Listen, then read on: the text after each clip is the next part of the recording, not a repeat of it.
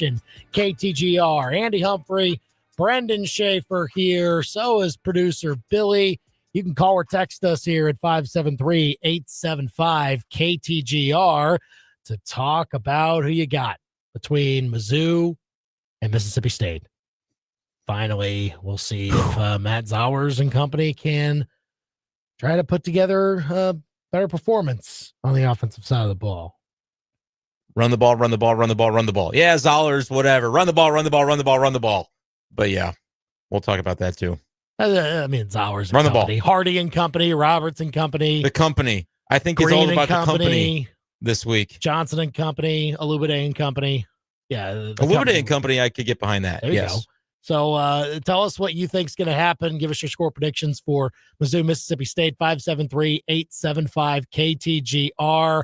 We'll also have predictions for a big Chiefs game this Sunday at the Denver Broncos, trying to climb back into the AFC West divisional race.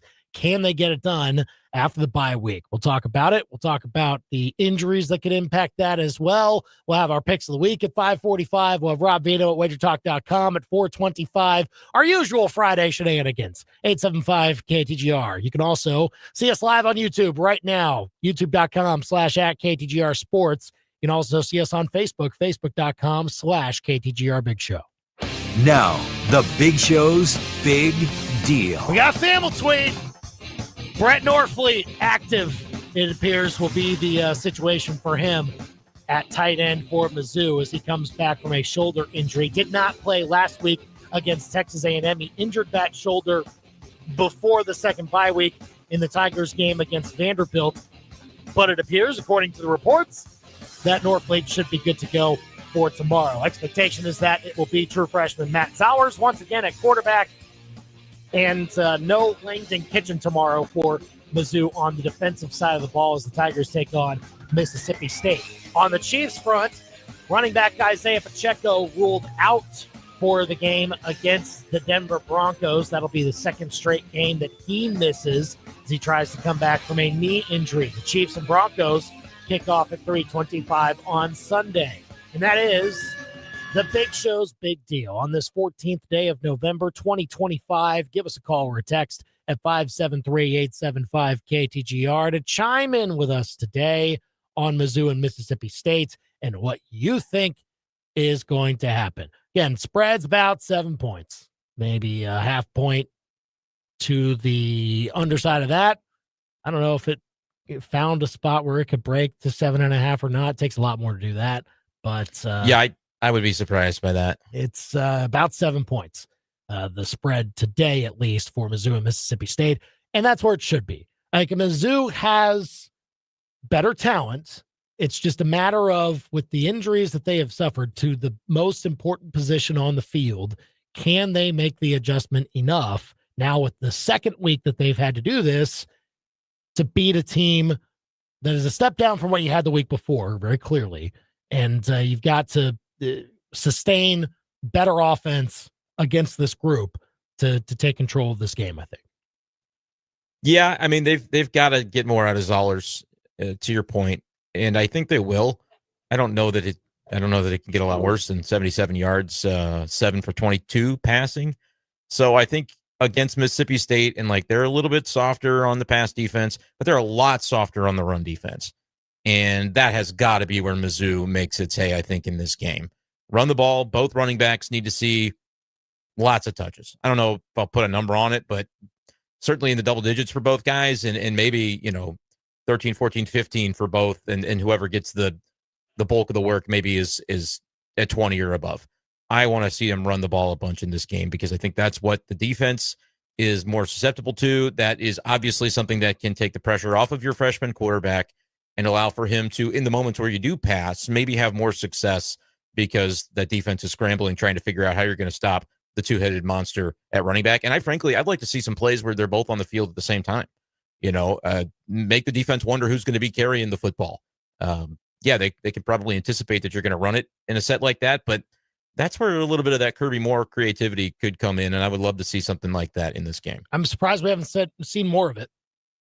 I think hasn't been much. Yeah. I think the reason why is because they're similar backs. like similar build, similar way that they get their yards. And so the thought process is, well, with both of them out there, does it mean that that they're not bringing as many tools to that for what we need on the field for this particular play? So like if you're talking about a run pass option, do you have a guy that can still find ways to block in those situations? And I'm not saying that they can't, but it's like they brought in Tavoris Jones for a lot of those spots to play in those situations in 2-back sets. Yeah, I think the idea that either of them could be getting the football would be compelling, though. No, I think so too. We'll see. We'll see if it's something that they incorporate or not. Either way, I don't know. You may not need a bunch of trickeration in order to run the ball on Mississippi State, which allows 188 rushing yards per game and has allowed a number of opposing backs to clear 100 yards and to have big games against them. So that seems to be a very obvious recipe. And when it's obvious, it means they're probably going to be primed to try and mitigate that and take away that advantage. But I think that hopefully will be the moment where Matt Zollers is able and his receivers are able to help him out a little bit. I think it's actually huge news that Brett Norfleet is active for this game. Yeah. When we talked about the tight end receptions, that was one of the questions we got from our texters when we did over-unders. I was very pessimistic because I'm like, well, if it's another week where Norfleet goes from questionable to out, then I don't really know what reliability you're going to have on some of that. I think that's a very different take, knowing that he's going to be in the game. It'll make it a lot easier on Zowers, and that bootleg play comes back into what Mizzou can do with their offense in this one. And so, yeah, it is, I think, pretty important to have Norfleet in there. Now, on the other side, do you think it's Kamario Taylor quarterback in this one? You think it will? I don't think it is. Or I think it's probably Shapen. Yeah. Is Shapen on the availability report? He was probable the other day. I'm going to check and see if there was any update to it last night. I assume there's no change there. I haven't really paid as close of attention to that. I remember watching the Arkansas game for Mississippi State, and when Taylor would come in, the offense got a jolt. I mean, they got a boost from that. But Shapen is more of that drop back, and he can throw it on you. And like that, they could take the top off of the Mizzou defense. Not many teams have really done that. But I think Shapen, and I think he's got the arm to do that. I think he's got the ability, and if they're game planning properly, they'll look at the defense and say, oh, the Missouri tends to play soft in that intermediate coverage, and we can get 6 to 8 to 10 to 12-yard routes and find opportunities for Yak to really rack up the yards. Like, I feel like that is what you get with Blake Shapen more so. Obviously, against Georgia, they didn't have much success with him. I'd rather face Shapen, I think, because it's easier to kind of understand the one-dimensional aspect of it. But Taylor did come in that Georgia game and played some and obviously ran well. That was the thing that he does so well. But Mizzou's done well against that, right? They've done well against running quarterbacks. And what have they not done well against? The deep ball. Yeah. Like, is Shapen like a poor man's Ty Simpson? He can stylistically. He can create explosive plays in the passing game. And so I think he's more of the threat for that. And that's how you get to this Mizzou defense a little bit better based on what we've seen through 9 games. So if we're talking about the better matchup, I actually think that Mizzou might be better served. Look, they'll clip this off, I know, but Kamario Taylor, I think, is who I think hope to face in this one. I think he's the better player, though. Probably, but not right now. I don't know. I've only seen a little bit of him, but I think he's really talented and made some throws, and obviously is a threat to run. Yes, Mizzou has defended the running quarterback pretty well, but I don't know that they've spent the whole week expecting to face one.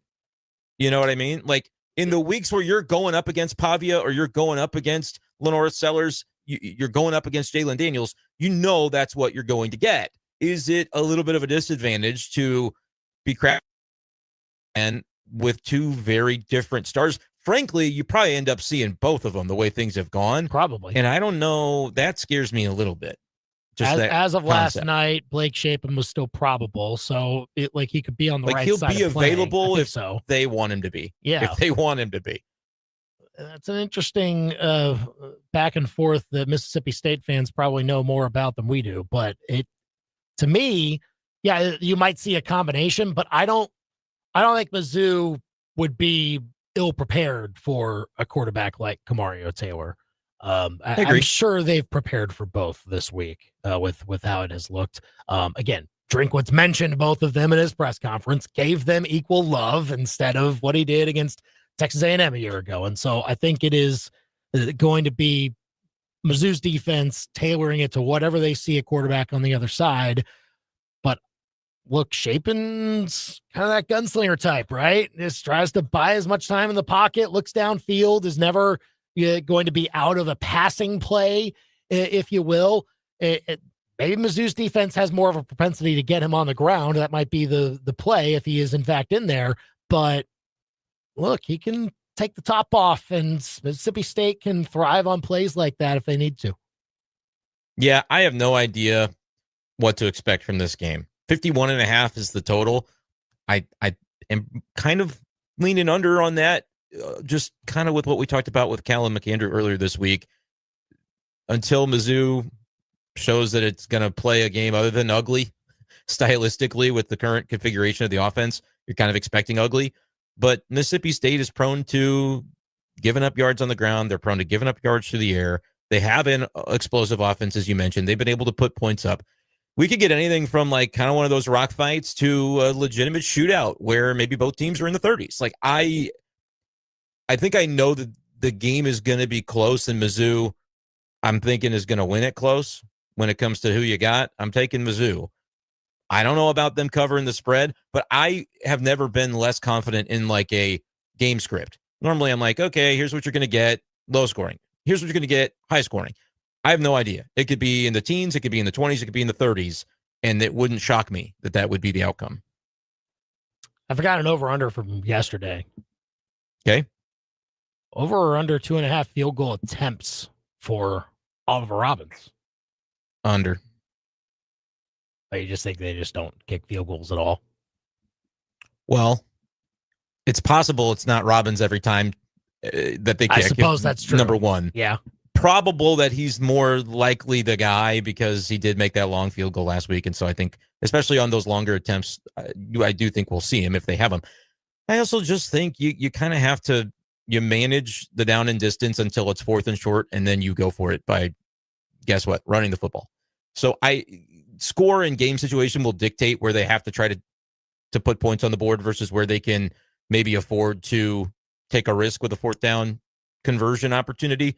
But I'm leaning toward believing that they're going to manage down and distance effectively enough to kind of be able to be in luxury spots when it comes to, hey, let's go for 4th down here because it's 4th and 2. I guess you could have a scenario where it's 3rd and long and you get sacked again, and now it's like, okay, what I thought was going to be a red zone drive is now a 50-yard field goal. Might as well trot him out there. But I think he'll attempt fewer than 2.5. That's just my gut. Okay. Jason texting in 23-13 Mizzou. That's his score prediction. You can text in yours, 573-875 KTGR. Like here's, I'll just give my prediction now. I'll pick Mizzou 24-13. They will have to really, okay, yeah, they will ride their defense, man.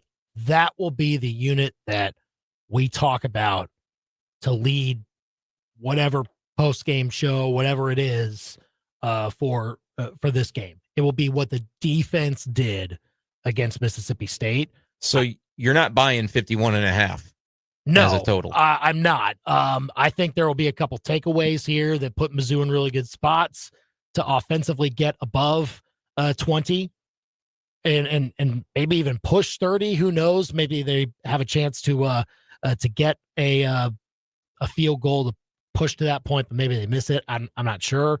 But to me, I think the defense is how Mizzou builds to a margin that feels comfortable in the end.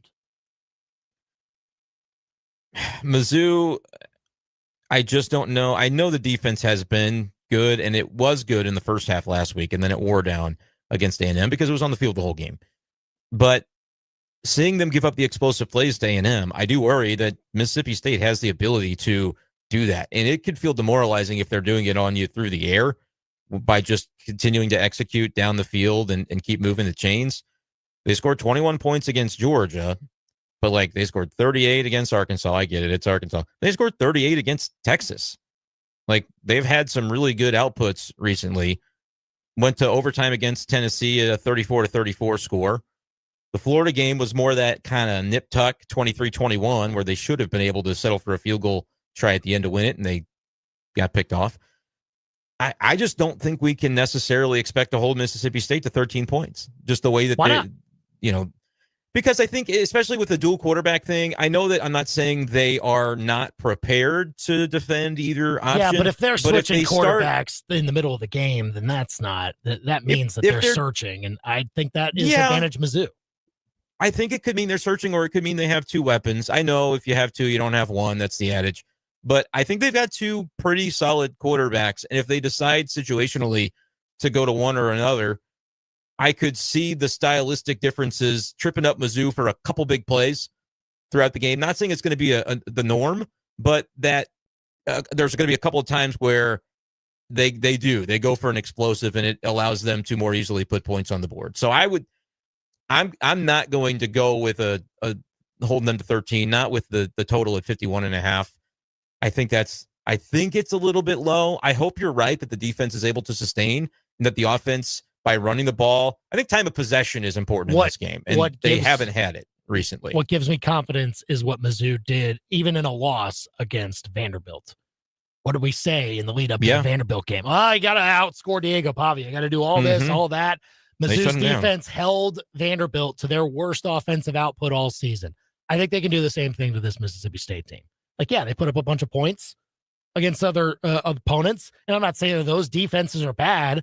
It's just that Mizzou's defense, while on some spot situations or some spot third downs, they might cause you to pull your hair out because you're thinking, why are they leaving that guy so wide open? But over the long share of the game, they are limiting as many opportunities as possible for their opponent to find an edge. And Corey Batoon, I think, deserves a lot of credit for that. And I think he'll continue that in this game against a team that we're arguing as to who their best quarterback is. Like, I'm pretty confident that Mizzou knows how to gobble that up.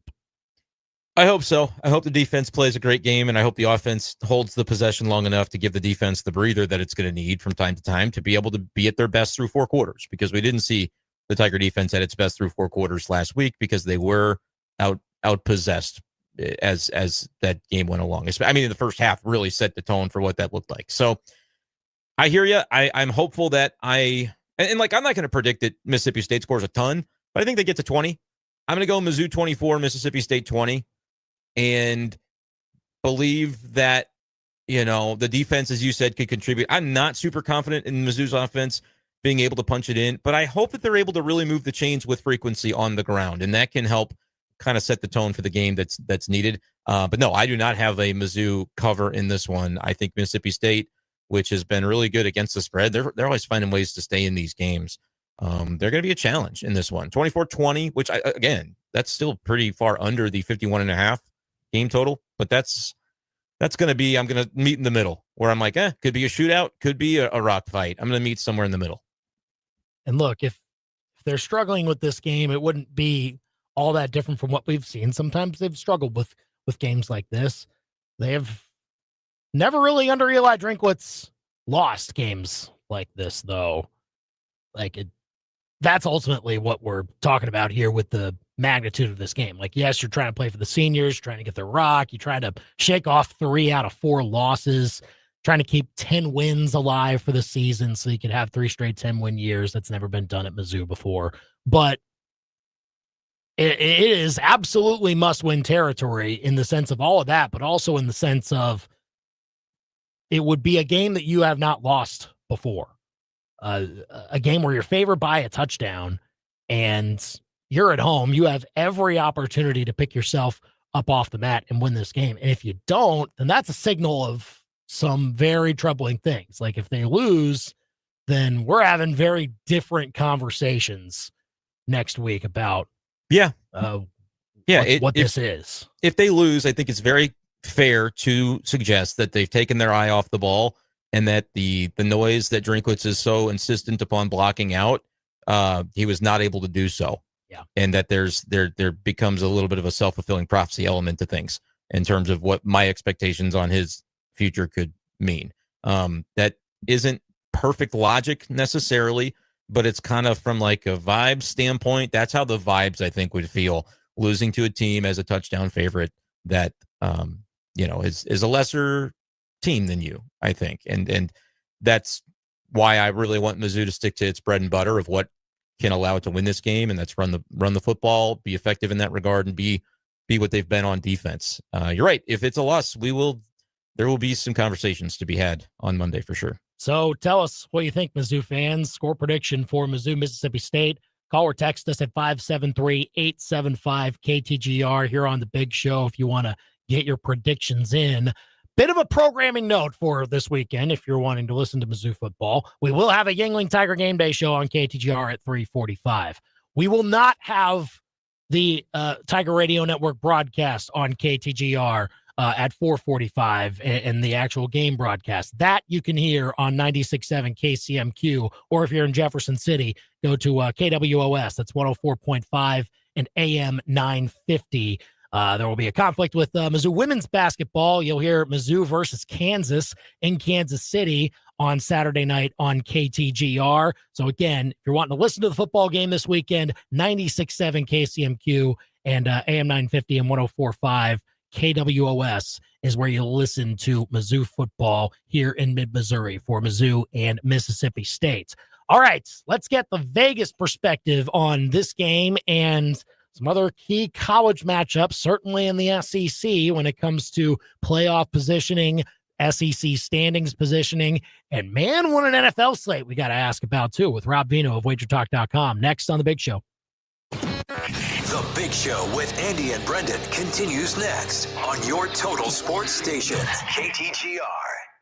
Hi, everyone. Andy Humphrey here for Lee's Tire Company. They are knowledgeable car people, great folks to work with, and they make sure you get a great deal, too. If you head over to leestirecompany.com, you can check out all of the great rebates that you can get on select tires. And if you're in the market for new tires right now, well, now's a great month to do it because Lee's Tire Company all throughout the month of November is giving you a free front-end alignment if you buy 4 new tires. So not only are you getting a top-notch crew to find the right tires for your vehicle, but you're also getting that free front-end alignment. Again, good through the end of this month. So head into Lee's Tire Company to take advantage of that now. And on top of that, their work is backed up by a 36 months, 36,000 miles nationwide warranty. Keeps you safe on the road, keeps you safe in your wallet as well. Head into Lee's Tire Company. There are 2 locations in Columbia, one on the Business Loop, another one at University Garage right by the MU campus, or their location in Centralia, or online at leestirecompany.com. Because if it's round and rubber, Lee's sells it. leestirecompany.com. It's time to leave those regular malt beverages in the doghouse and adopt Lucky One Lemonade. Made with real vodka and real juice, Lucky One is a premium alcoholic beverage with no artificial flavors, no bubbles, and is only 100 calories. With 4 flavors, blueberry, peach, raspberry, and regular, and money from each pack sold goes to help rescue dogs find their forever home.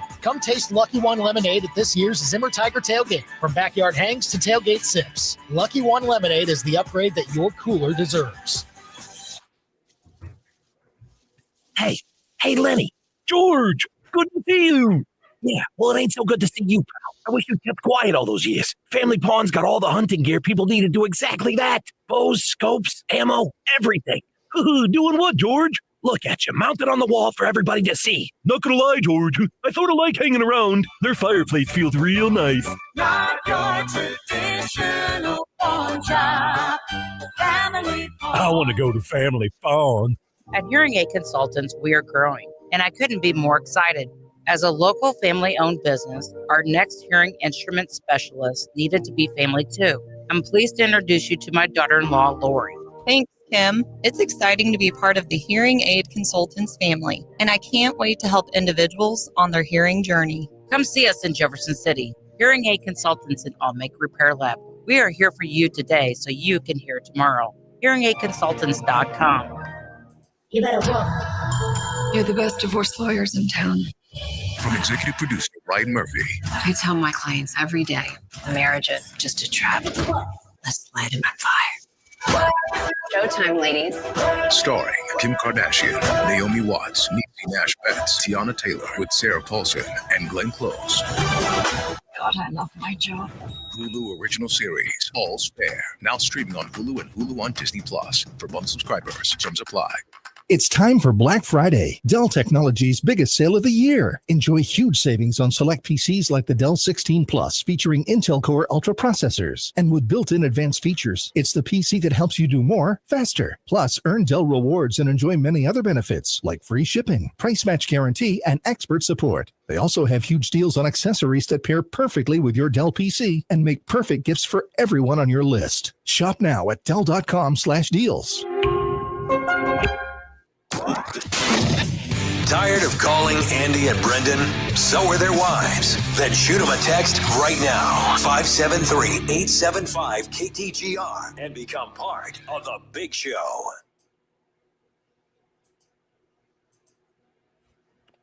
Get your calls and texts in for Mizzou, Mississippi State predictions. Chris texting in 27-17. Mizzou run game gets going. Pass game does enough. Keep texting us predictions for that. Predictions for Chiefs Broncos. We'll have that at 5:05. But lots to get to for the full college football and NFL slate and the betting angles for all of those games. Here to talk with us about it, Rob Vino of WagerTalk.com. Sports from a Vegas perspective. On Twitter at Rob Vino Sports. And great betting info over at WagerTalk.com. Robbie, Mizzou coming off that loss against A&M, where we got a glimpse of what the offense looks like with Matt Zowers out there. Now, it's not to say that that's the norm going forward. He can still improve from that. But how do you view it now through the lens of they'll be playing this Mississippi State team that maybe doesn't have the same type of defense that A&M did, and how close you think this matchup could be between these two?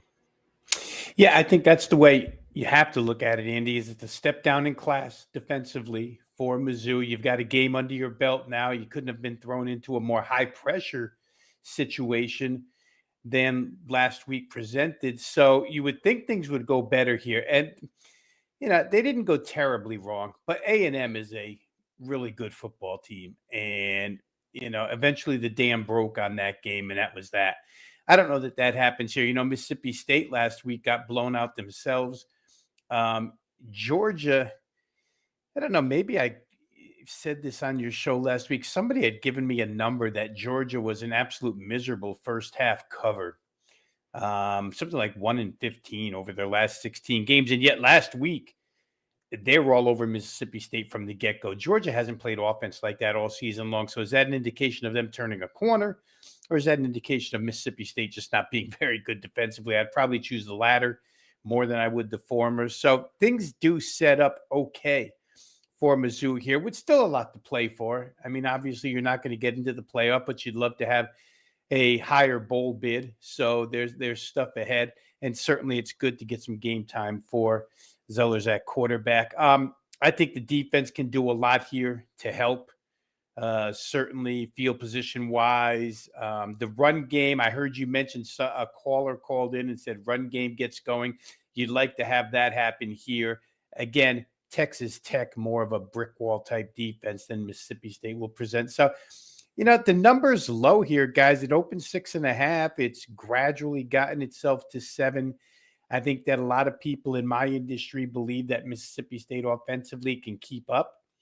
I'm not so sure that their offensive line is capable of keeping Mizzou off of their quarterback, though. So for me, I didn't play the game. I'll just say that so everybody knows. But I would lean toward the Missouri side here. I think second time around works out a lot better at home. How do you view the game total in a situation like this where obviously there's unknowns about what Missouri is going to get from its quarterback? In theory, on the other side, you've got Camario Taylor, that's more the running quarterback that we saw in part of the Georgia game, and Blake Shapen, that's more the passing threat. The number at 51.5 doesn't seem to be baking in a lot of maybe the risk with the offenses, but I'm curious kind of the way that you look at this one. Yeah, and these numbers, they're basically set mathematically, right? They're on averages and power ratings and whatever. And a lot of the stuff that you're talking about, Brendan, isn't really baked in. That's our job to find, what the right side of it is and beat the house, so to speak. For me, it's a tough number. I got to be honest with you. It's a tough number because I could see something in the vicinity of 31-20. But then again, I could see something in the vicinity of 31-23, which is only an extra field goal, but it makes the entire difference between an over-under, right? It's still a Missouri cover, but it changes the outcome for total bettors. So I think they have it in a solid place. It's one that maybe you can, I don't know, in-game might be a good look there as you're watching the game, see how Missouri's offense flows, and then maybe adjust as the line adjusts. But it's just not something I'm interested in this week. Hopefully Mizzou gets the job done. Rob Vino of WagerTalk.com here on the Big Show, KTGR and the KTGR app.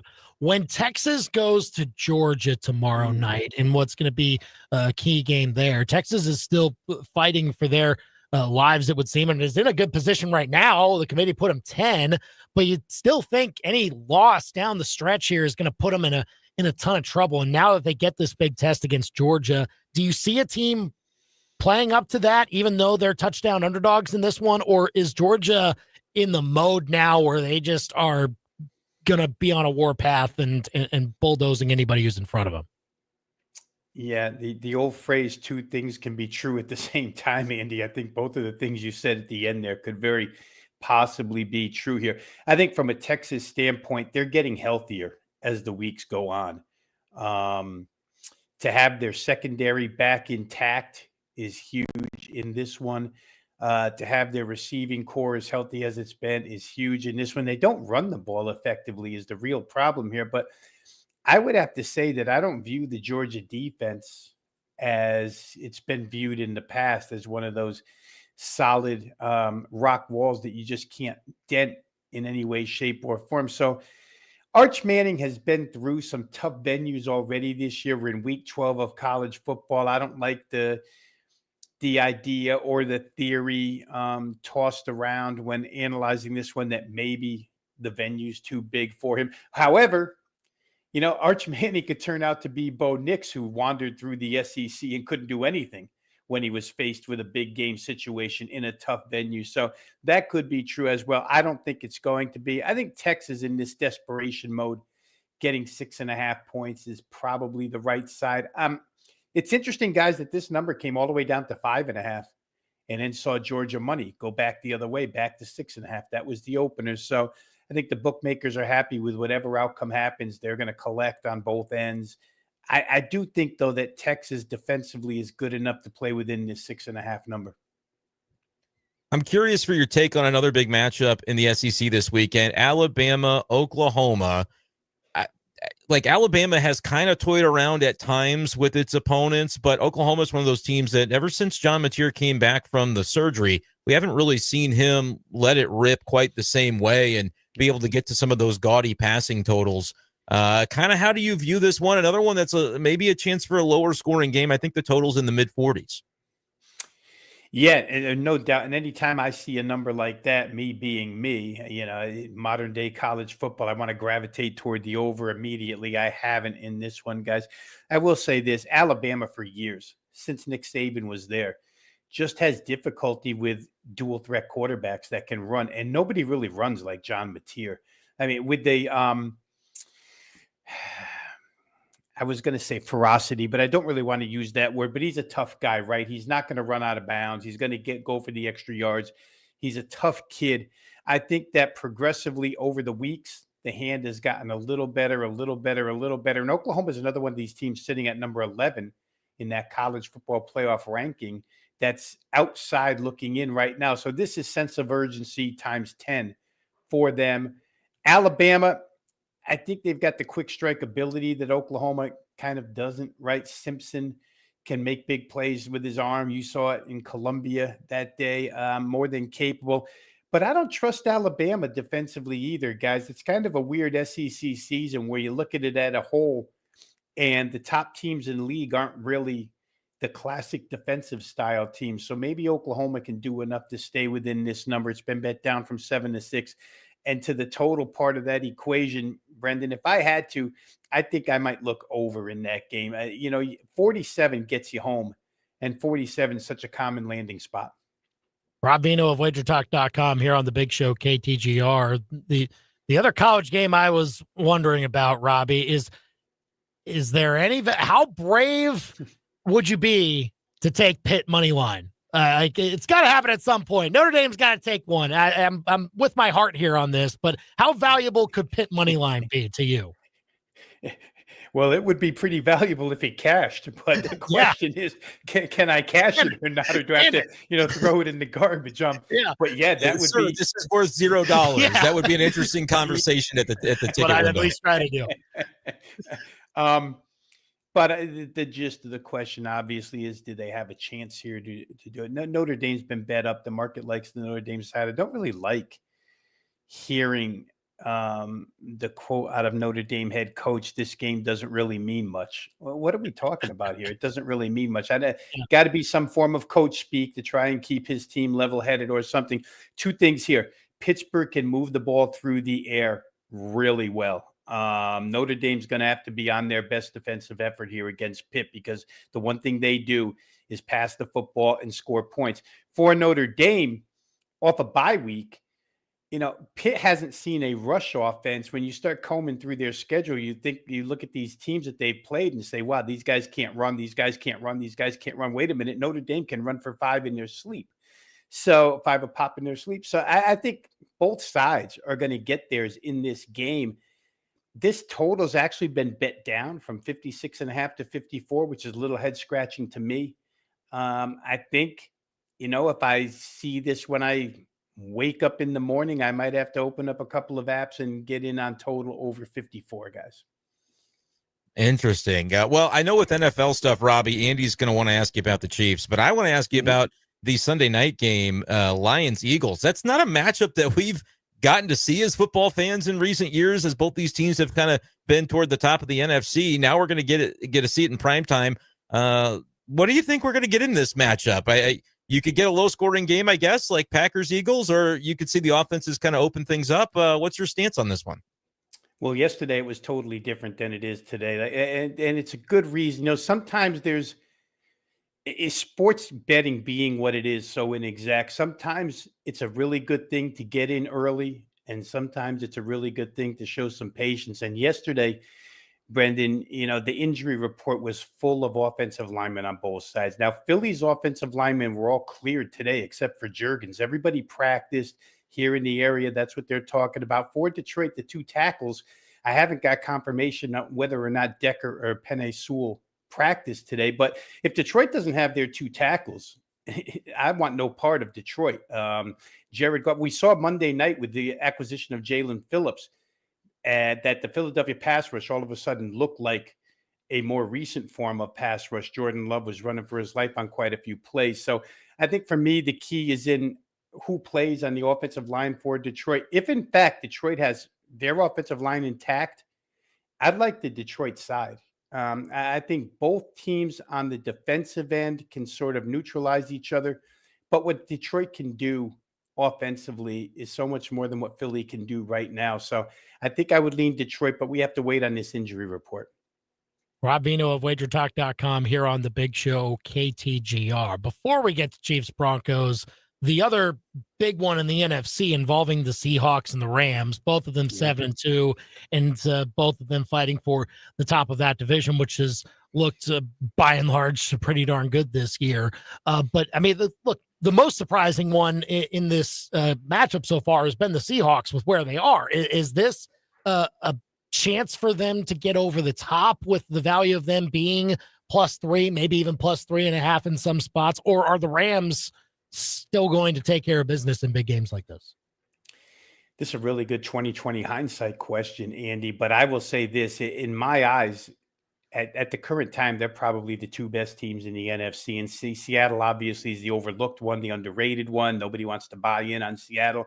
I had them last week. That game was 21-0 before you could blink your eyes. And it's interesting. Normally, players won't comment so outwardly, as I forget which Seattle defensive lineman said it, but he said Jacoby Brissett had no chance from the opening kickoff. And he didn't. He was under constant pressure all the time. Mike McDonald came in there.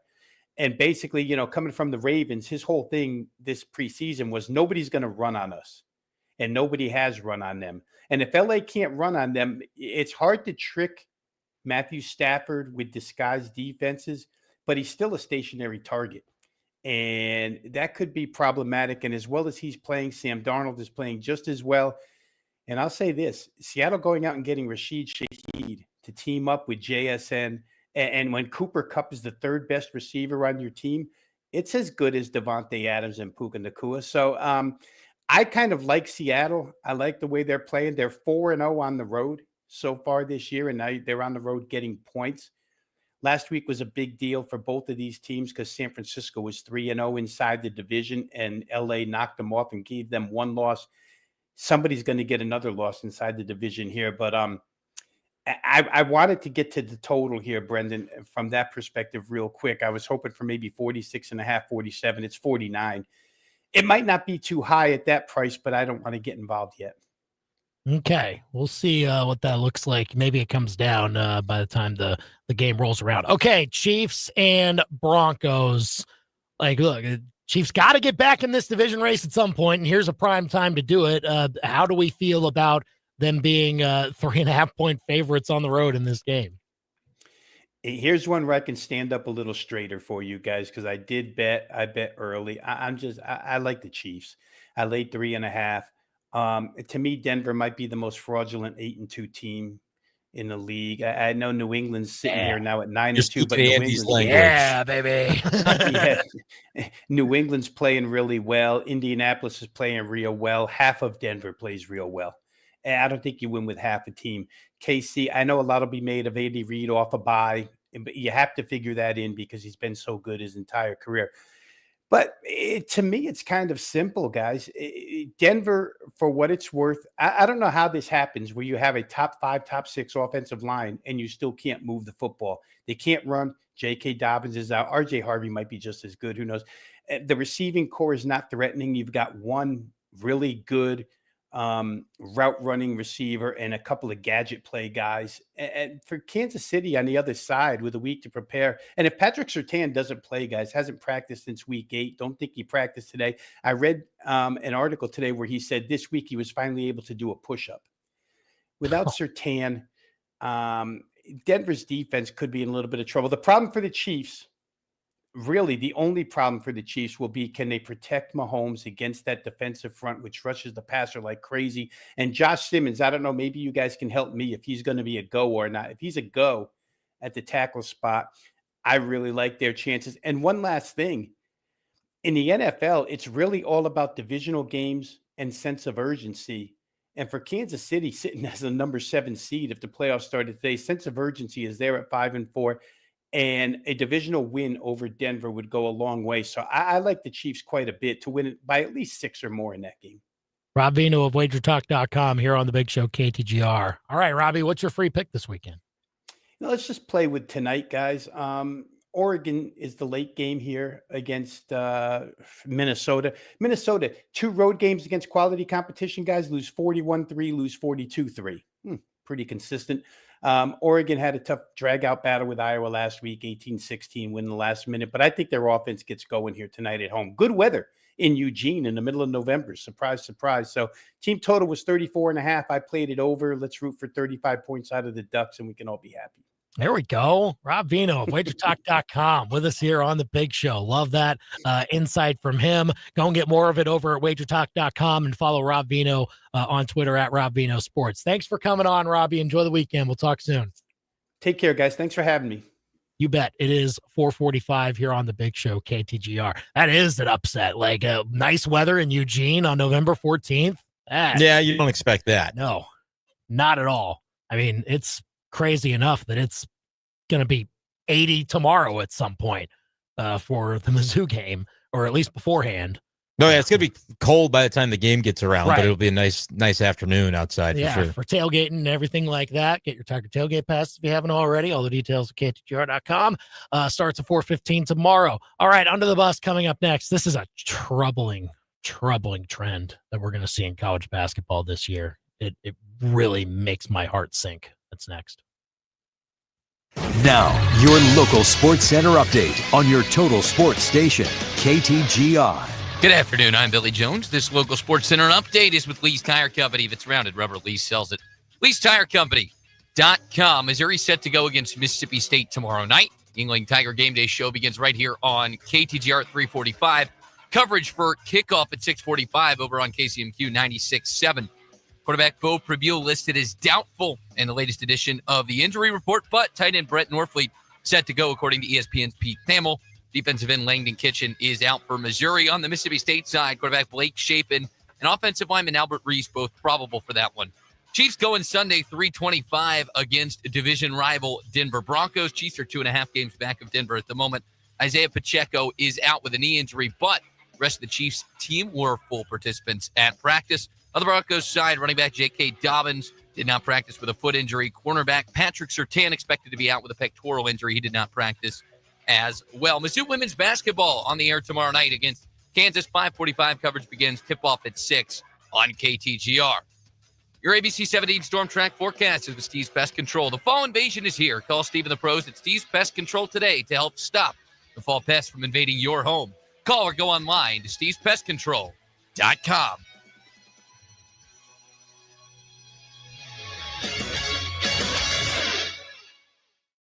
I'm Storm Track meteorologist Sawyer Jackson. It looks throughout the rest of the night is going to be rather quiet. Some upper-level clouds moving into the area. Those winds out of the south could be breezy at times, up to 10 to 15 miles per hour, gusts up to 25 miles an hour. Tomorrow looking like another warm afternoon as those temperatures get up into the mid-70s by the afternoon hours, but we've got a dry cold front working into the area. By Sunday afternoon, those temperatures are only warming up into the low 60s. I'm Storm Track meteorologist Sawyer Jackson, and that's your ABC 17 Storm Track forecast on your total sports station, KTGR.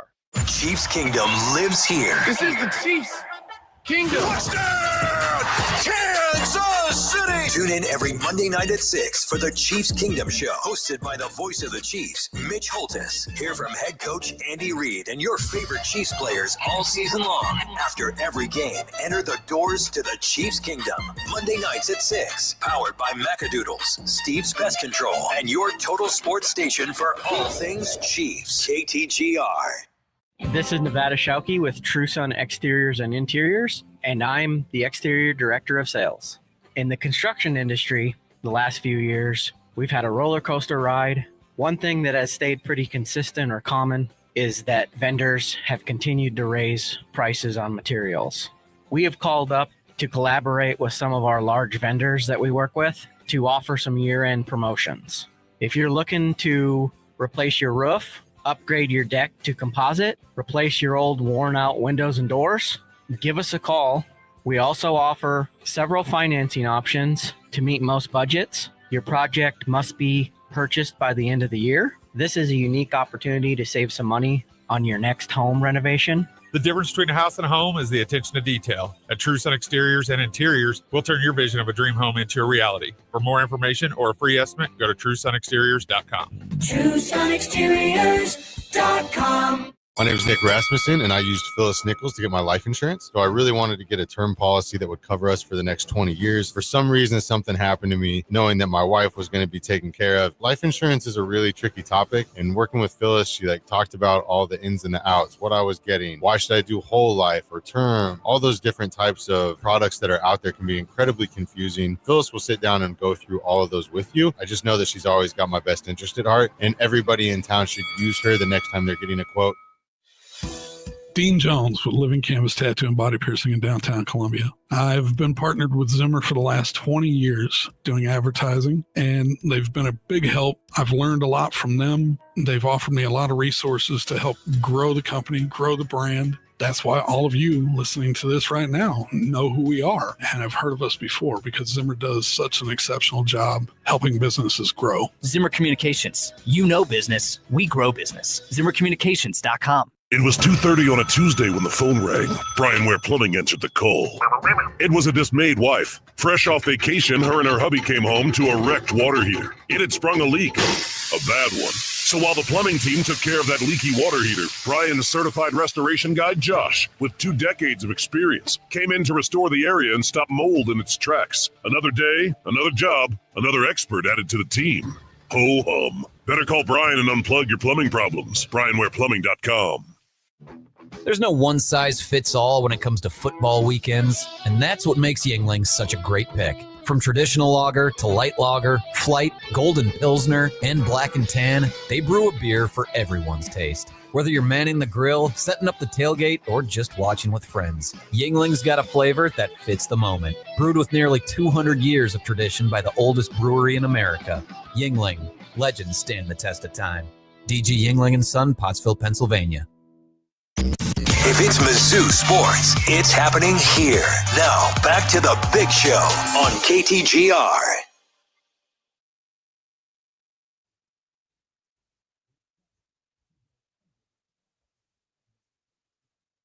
I don't know if we've brought up this meme on the show before. I'm not sure that we've quite yet been that starved for content to bring it up.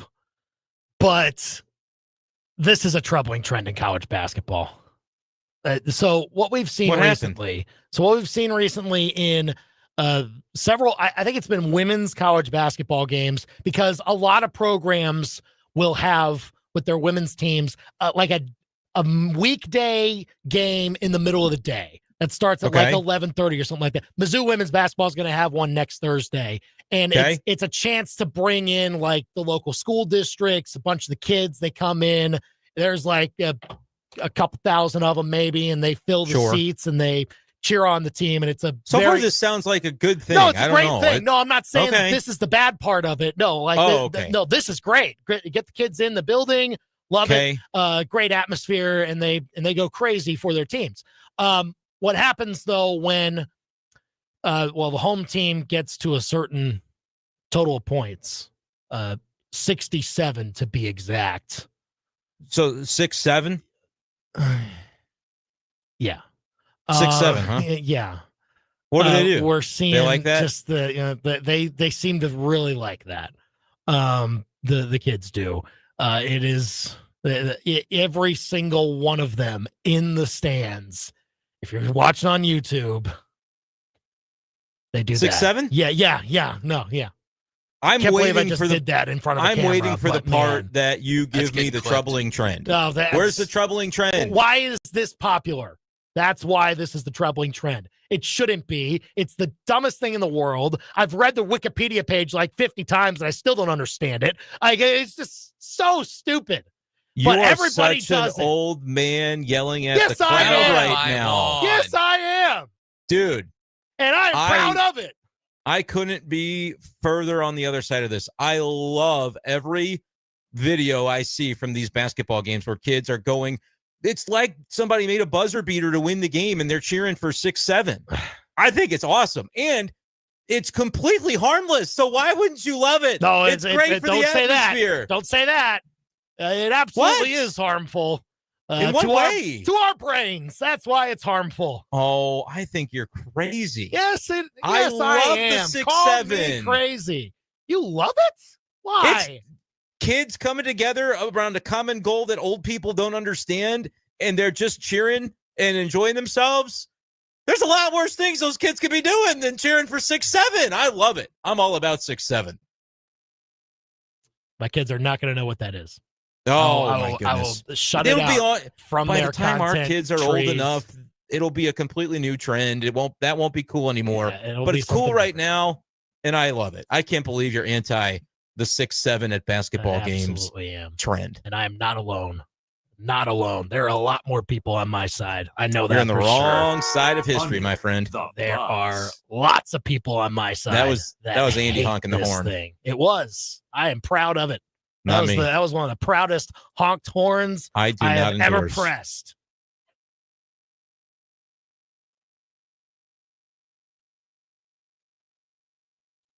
Hey, this is cool. Ahmad Hardy and Matt Zowers bringing out the offensive linemen to a nice hibachi dinner here in Como.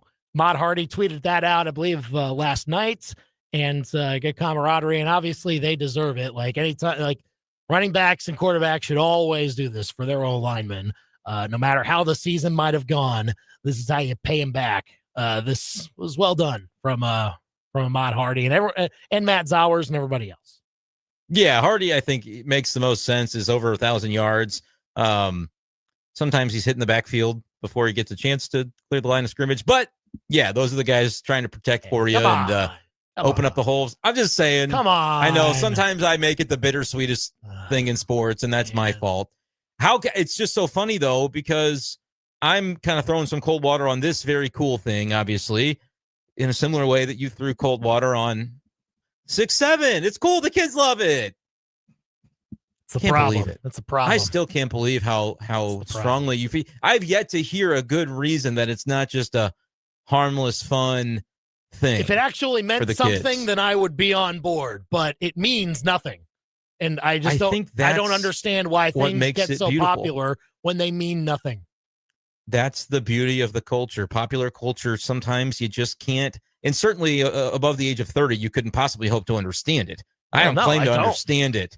But I like the spirit of it, and so I'm on board. I mean, we will more than likely see it on Thursday night at Mizzou Arena, so I'm bracing for it. But really? Oh yeah, I think so. Not Thursday night, expected? Because they'll bring the kids in. Mizzou women's hoops will have a day game. Somebody's got to score 67. Well, I hope that they score a 3-point basket to go from 65 to 68. Chiefs Broncos. Who you got next?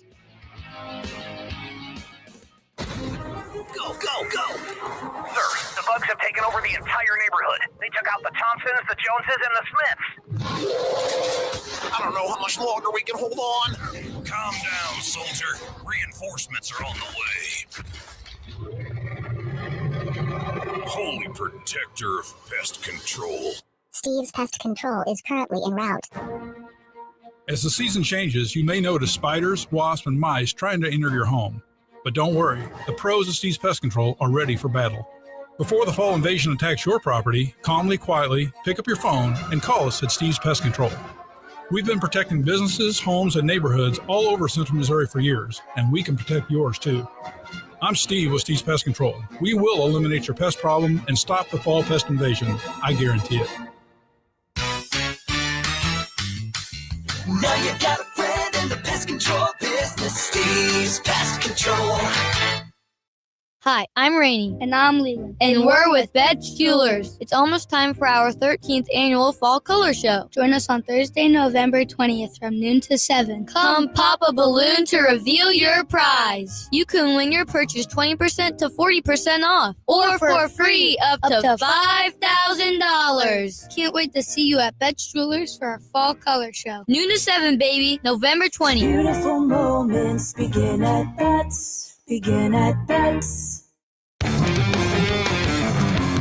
From Branson Landing to the Capitol Dome, Union Station to the Tigers' home.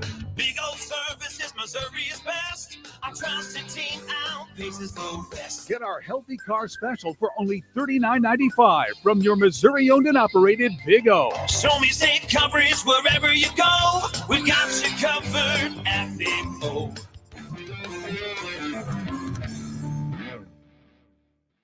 KTGR AM Columbia, KTGR FM Fulton Columbia, K286CL Columbia, in Missouri's total sports station. KTGR. I'm Sean Ryder. The Buccaneers have officially ruled out star running back Bucky Irving with a foot and shoulder injury and wideout Chris Godwin with a leg injury for Sunday's game at Buffalo. Bills will be without tight end Dalton Kincaid, who has a hamstring injury. Big AFC West showdown on Sunday in Denver between the 8-2 division-leading Broncos and the Chiefs. Kansas City enters at 5-4, and Sportsman likes Chris Canty and what he thinks of the Chiefs. With each loss, that confidence or that benefit of the doubt in the Chiefs starts to go away. Last year, the Chiefs were invincible when it came to winning games, especially closely contested ball games. They were 12-0 in one-score games last year. This year, they're 0-4. So with each one of those losses, a little bit of that inevitability, that invincibility starts to go away. And the Chiefs at the Broncos is on ESPN Radio and the app with coverage starting at 4 p.m. Eastern on Sunday. NHL Devils star Jack Hughes being evaluated for a non-hockey injury to his hand. ESPN's Emily Kaplan reports that Hughes injured his hand at a team dinner. ESPN Radio is presented by Progressive Insurance. Progressive Commercial Insurance flexes to fit your business's needs. From quick repairs to adjustable coverages and even payment options, Progressive Commercial makes it easy to get what you need. Quote today in as little as 8 minutes at progressivecommercial.com. From Faro, 15 to the 10, to the house. Bush, Back to the wall, and it's got her. and Arrowhead, Touchdown, Kansas City. to your speakers. This is the big show, baby. Get fresh takes on the biggest sports stories in mid-Missouri. Right now, this is The Big Show with Andy and Brendan on KTGR. Andy, Brendan, producer Billy. We'll bring you into the 6 o'clock hour on the Big Show, and then obviously the next hour that follows would be the 7 o'clock hour. So from 5 to 6, we'll have the Big Show. 6, 7, there'll be some other stuff on. 6, 7. Andy loves it, and now that I know how much he loves it, I might never stop talking about it. 573-875-KTGR if you want to give us a call or a text to discuss 6, 7 or anything else going on. You can give us your Mizzou predictions for their game tomorrow night against Mississippi State. Again, 573-875-5847. We're also going to talk a little Chiefs, though. Who you got between the Chiefs and the Broncos in that big game on Sunday afternoon out in Denver? That's coming up in just a few minutes. Our SEC rooting guide and our picks of the week before we get out of here for the week. That's all coming up. But first, it's 5 o'clock. It's time for the Top 5 at 5 on The Big Show. Number 1. If you want to trade away for curtain number 1, you can have curtain 1. It's a must-win game, I think, for Mizzou. And I know that there's still there's no playoff on the table. They're in a bowl. That's not what you're playing for. You're playing still for your seniors, obviously, to get a rock on senior day. You're trying to get to potentially 10 wins. You can win out and still have a 10-win season. Hadn't been done before at Mizzou that you have 3 straight years of that. But you don't want to lose these types of games when you're a touchdown favorite against Mississippi State. That would be the type of loss that we haven't seen under Eli Drinkwitz over the last few years as Mizzou has made this rise. So even with Matt Sowers still in there at quarterback, I think he can make the necessary improvements to get things going. Run game has to give him a whole lot more help than the last game. And the defense, man, I think is the reason why Mizzou will ultimately win this game against the Bulldogs. Number 2. Number 2, your timing is impeccable. And the Chiefs' offense, I think, is how they'll win in Denver coming up on Sunday. Big game. They've got to get it if they want to win the division. The Chiefs coming in at 5-4. Broncos are 8-2. So the Chiefs are 2.5 games back. So if you want the Chiefs to keep their divisional title streak alive, this is a game you got to win. I think they'll do it. Patrick Mahomes will have a necessary game to beat a depleted Broncos defense. Both teams without their starting running back, but I think that kind of favors the Chiefs a little bit more based on how their offense is operated. 3:25 on Sunday. Number 3.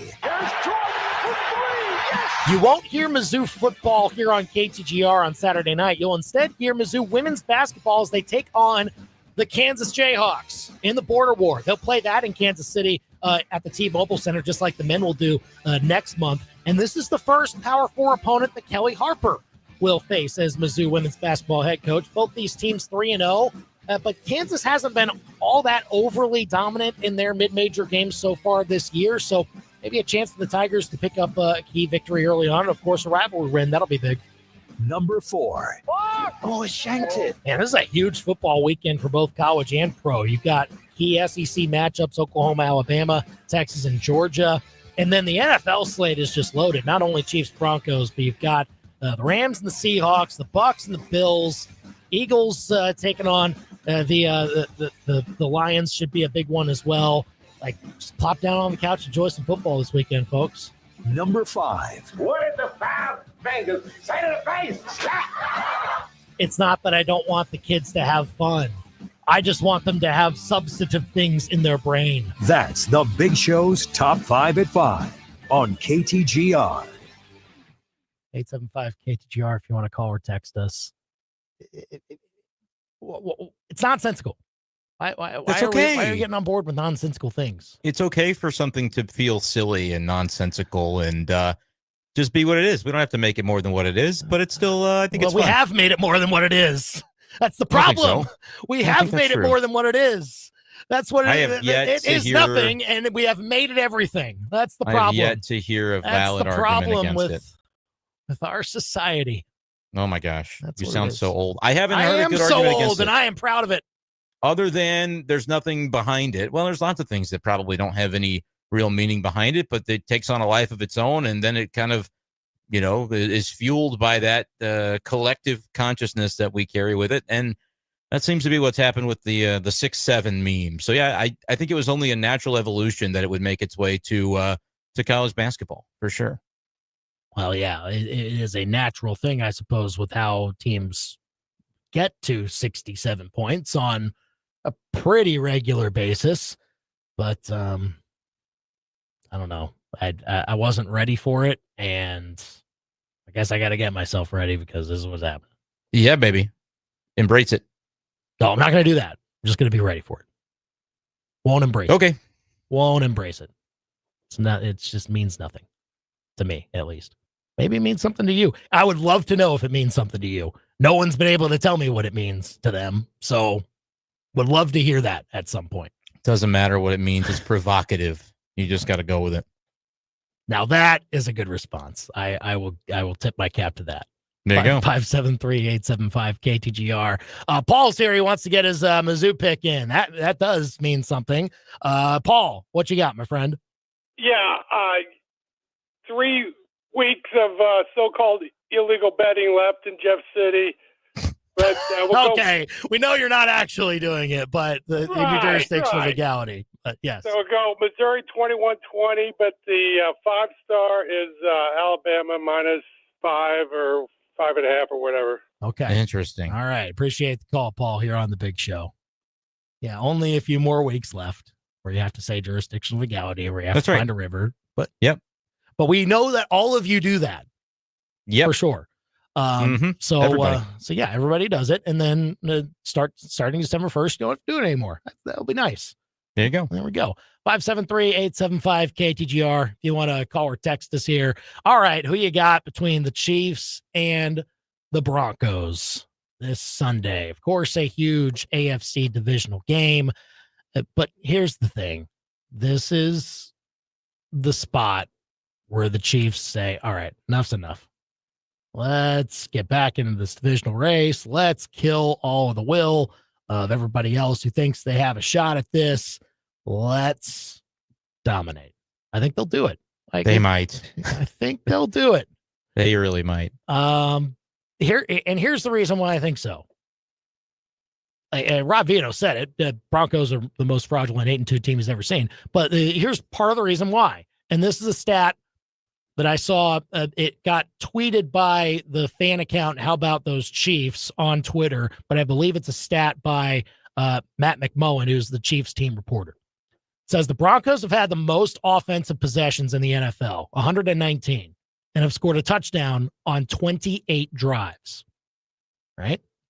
Okay. Chiefs have had the fewest offensive possessions in the NFL, 84, and have scored a touchdown on 28 drives.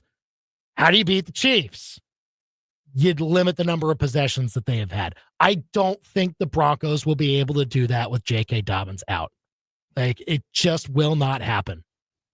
Like, the Chiefs will get enough possessions to work with to have an efficient offense.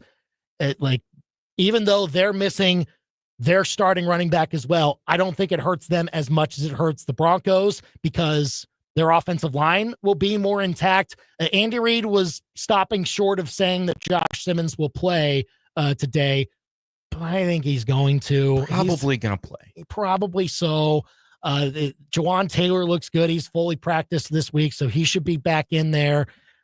And the Broncos on the other side, Pat Surtain is out for this game, and they're also missing 2 key linebackers. I just think it's a bad matchup for the Broncos. Chiefs are going to win this by at least a touchdown. I think all the logic behind that seems definitely right.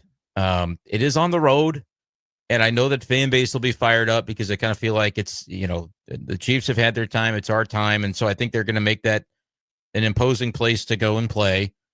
But I do think on paper a lot of it does favor the Chiefs. But I've seen them play down to competition at times, and so if our logic is the Broncos aren't very good, then maybe the Chiefs will play down to their competition and have this one end up being a close game. I don't think I can sit here and predict a Chiefs loss, but I do think you might end up getting hooked on that old point spread. It's a 3.5 point spread, and I could see a field goal win for the Chiefs in this game. Like you said, I think everything on paper makes you believe it's going to be more than that. Bo Nix hasn't played particularly well recently. I think the Chiefs have a good defense. I don't know that Bo Nix is going to have a very good time in this one, but it might come down to making sure that you do execute in those key moments. If there's a fourth down that you got to have at some point, can we trust the Chiefs to get it and to maybe stop it on the other side? Can you avoid, turnover battle type of stuff that can cost you? I think they're capable of doing all those things. I do look up though and just think about the what if factor of if they lose. And I know you're not even that worried about it because you say, well, the other teams that are going to be wild card, they're just not better than the Chiefs, and it'll all work itself out. Even if they fell to 5-5, that they would be still sitting pretty for the playoffs. But I think if the game doesn't start out in the Chiefs' favor, there could be a little bit of that getting tied of, man, if we lose this game, we are really in some uncharted territory with this Mahomes era. And so I just think that there is an element of that could keep this closer than what you're laying out in terms of the on paper stats and figures might suggest. Well, look, it does come down to execution. I think the key number you look for when you evaluate how well a team executed in those situations would be red zone. And if the Chiefs are able to convert their touchdowns like they have done so far this year, well, then they'll win this game. Granted, Denver's a great red zone defense. They're number one in the NFL in allowing touchdowns in those scenarios. But again, how full strength is their defense in this game? And how well have those quarterbacks fared? What type of competition are they facing in those types of situations? So to me, I think the matchup ultimately will win out for the Chiefs in the end, to the point where they've got a cushion early on. Maybe it's a game where it'll be about a 7 to 10 point margin most of the way. Chiefs maybe push it to 13, but at no point will you think the Broncos will have several chances to make a drive, to make it a one-score game and see okay, maybe there's some hope, but that will just never happen. It'll never come to fruition, and it'll feel like the Chiefs just slept their way to a 13-point win. But I think that's what we'll mostly say. All right. I think if they start hot, they could win by more than a touchdown. If they start slow, this gets dicey, and it stays that way through the fourth quarter, I think, till the end. Okay. I think it matters to have a quick start and kind of don't let Denver feel like they're an 8-2 team playing against a team the caliber of the Chiefs. Make them have to chase the game on you a little bit, and I think that Denver is going to have a hard time if that's the lay of the landscape. Okay. Well, you can text in your score predictions for Chiefs and Broncos here on the Big Show, KTGR and the KTGR app. In the meantime, oh my, let's get to Old Jay on the KTGR hotline. Wow. He maybe teased this on Twitter that he was going to bring it back for this weekend. Old Jay, how are you? Well, I'm a little worried, guys. I'm a little worried. This fan base just seems to be kind of down in the dumps. Last week didn't go our way. I understand that. Number 3 team in the nation. We're on our third string quarterback, our third string tight end, our backup kicker. Anybody else that's hurt? I can't think of anybody right now. But it's got me worried, and I'm thinking, why am I worried? Because we've got a team that's desperate coming in, so I should be a little worried. We've got a third-string quarterback that really kind of showed why he was a true freshman and a third-string quarterback, so I'm a little worried. And then I realized the only thing we should be worried about is if Mizzou's going to win by 2 scores or 3 scores. Mizzou's not going to lose this game, folks. Eli Drinkwitz is still here. He's not gone yet. Let's not think about that right now. Let's get the negativity out. Let's get the fact that we've got to rock M again. Maybe that'll bring some excitement back in. That's temporary, but it'll be back. We've got a run game that I think will be revamped this weekend because, oh, by the way, Mississippi State can't defend the run. So There's another thing. I know everybody's down in the dumps. We're going to turn things back around. Mizzou's going to win 34-17. It's going to be fun. And then what's going to happen, look forward into next week, Twitter's going to be really – can you imagine what Twitter would be like if Mizzou were to beat Oklahoma again for the second straight weekend in a row or second straight year in a row with a backup quarterback again? But this week – I didn't even think of that. Yeah, see? Yeah. But this week, I'm telling you right now, Mizzou's going to win. Let's everybody relax. Let's enjoy the not 1, not 2, not 3, not 15th, the 20th sellout in a row. Let's get those seniors off on a high note. Let's let them carry that rock out the door. Again, Mizzou 34-17. Boys, let's relax. Let's have some fun. MIZ. There you go. ZOU from Old Jay here on the Big Show. A little story That's time. what we needed. That fired everybody up, I'm sure, in Mizzou land. So what's there to worry about? Mizzou's going to get it done. I mean, I think they will. I don't know if they'll win by 17, but I hope so. Gosh dang, yeah. that would be fun. To have a game like that feels like it's over by the time the fourth quarter starts. That'd be nice to get. Give me the Old Jay game script, Tigers. Come on. That's what we need. He's predicted a lot of those types of games in the past. I would like for him to be right on this one. And yeah, again, that would dictate a dominant defensive performance in holding Mississippi State to a total that they hadn't been held to this year. But I think that's possible. I do think the matchup could lend to Mizzou's favor in a lot of ways when Mississippi State has the football. So we'll see on that one. Call or text us at 573-875 KTGR. So on Chiefs Broncos again. So like you think they'll win it, but just not by enough? Is that what you're saying, Brendan? Yeah, I would take the Broncos on the spread tentatively with that plus 3.5. But I think score prediction wise, Vegas is expecting not a ton of points. 44.5 is a little bit on the lower side for a game with a offense like the Chiefs and the quarterback like Mahomes. I think it could fall short of that even. Give me 23-20 Chiefs. Okay. Yeah, I say the Chiefs win this 27-16. They'll keep the Broncos out of the end zone. Yeah, there might be a few times where the Chiefs stall out just outside the red zone themselves, but I will at least say that Butker will have a couple of made kicks. Maybe he'll miss one. Maybe he'll revert back to that. I don't know. The board's fairly full of days where he hasn't. We haven't erased the board in a while and brought it back to 0. But no, I think he'll be fine in this game. Xavier Worthy, by the way, that was just a tweaked ankle he had on Thursday. Full practice today. He's fine. Okay. And we'll see again, like what everybody else had. Karlaftis, good to see him have a full practice. He had the thumb issue that had him limited last couple of days. He should be good to go. And again, we'll see on Josh Simmons. I mean, I understand why Andy Reid would not want to commit to it, like say, oh, for sure he's playing. And maybe there is a little bit of uncertainty, but I'm sure they want him to. And they're pushing for that. And I'm sure he wants to. So if everybody's good, then you'll see him out there. And that would mean that the Chiefs have the best plan possible to protecting Patrick Mahomes, which has been the issue when they have faced this particular team. Like when in the last meaningful game that they played almost a year ago to the day, when they needed the blocked kick to prevent the Broncos from getting a 1-point win at Arrowhead. Well, that was the issue, is just that Mahomes had to, again, run for his life, had to scramble. The left tackle in that game was Wanye Morris. Yeah. The Chiefs have upgraded since then. And so I think that we'll see. And the Chiefs will have Rashee Rice in this game, and they'll have Xavier Worthy when he actually has improved from being a rookie who's playing his first half year in the NFL and everything else. It's just more fully operational for the Chiefs.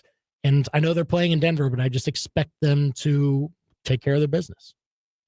Yeah, and you mentioned the Surtain. Like, if they're talking about a depleted secondary and you have the multiple weapons, like it might be a pick your poison, where if it's going to be Rice that, gets the opening, then it's Rice. If it's Kelsey, great. If it's Xavier Worthy, because of the trickle-down effect of the way that they try to contain Rice, who I would consider to be the top option. Maybe Worthy gets loose. I do think it sets up well for the Chiefs on paper, which is maybe just what scares me a little bit with this one, just knowing that it is going to be pretty important for them to get the job done.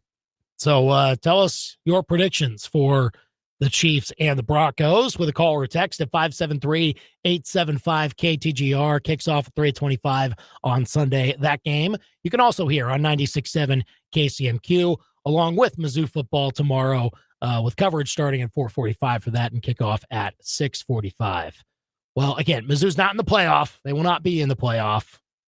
We'll still have an SEC rooting guide to bring to you because that's what we do on this show. Who do you want to see win just from your own whimsical desires for the SEC and what you want to see happen in the college football playoff? We'll get to our SEC rooting guide next. You're on The Big Show. Follow The Big Show on Facebook, X, Instagram, and YouTube. And keep it here on your total sports station, KTGR.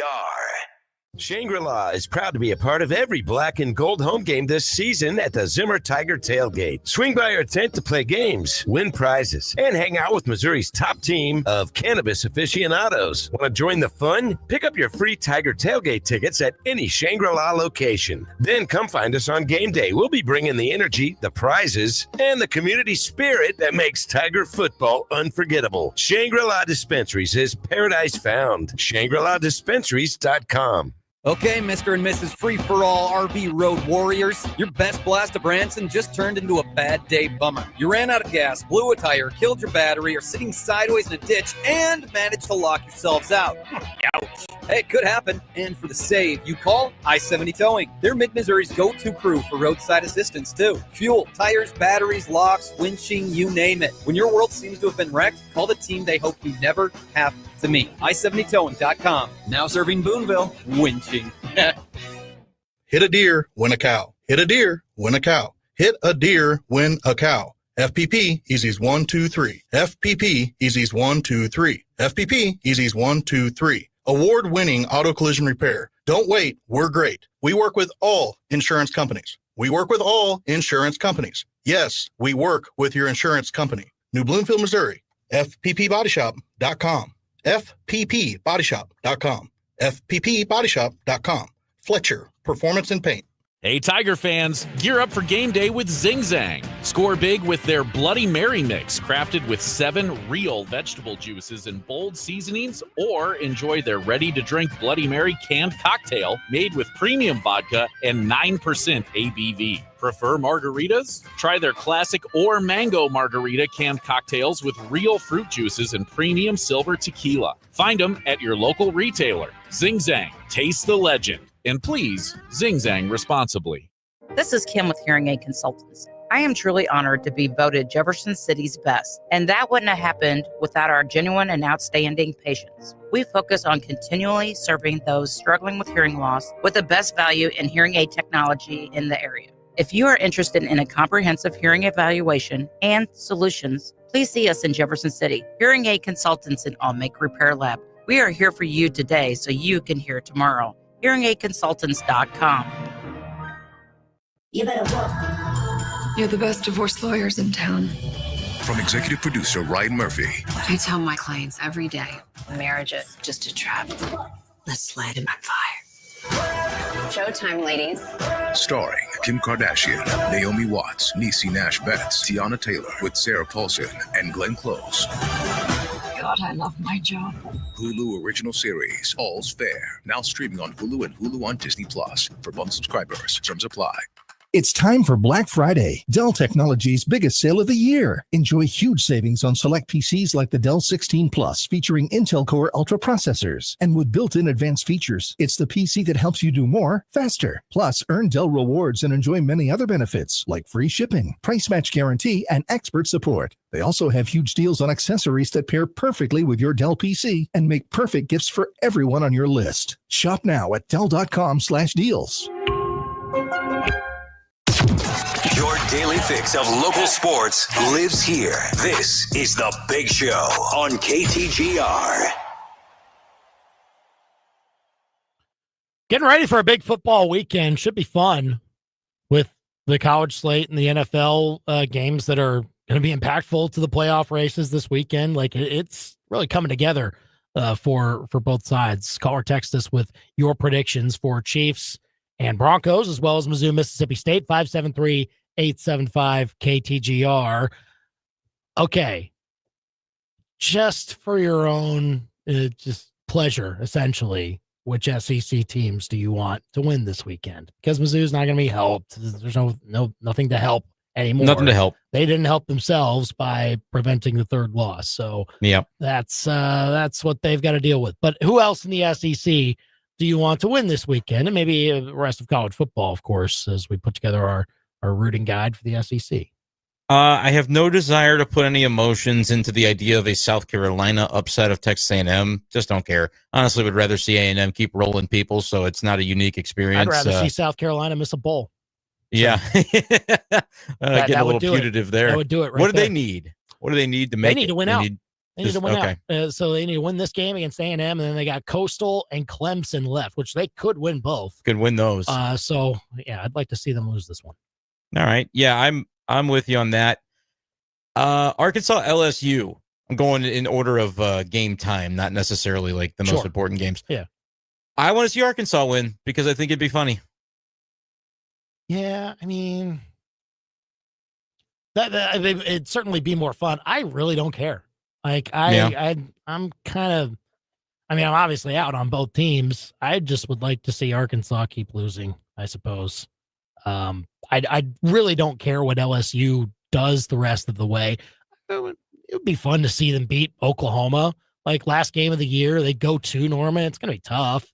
We'll see how Oklahoma's playoff chances look by that point. Yeah. After they play Alabama and Mizzou. But I lean LSU because it might be funny to see Arkansas go over in conference.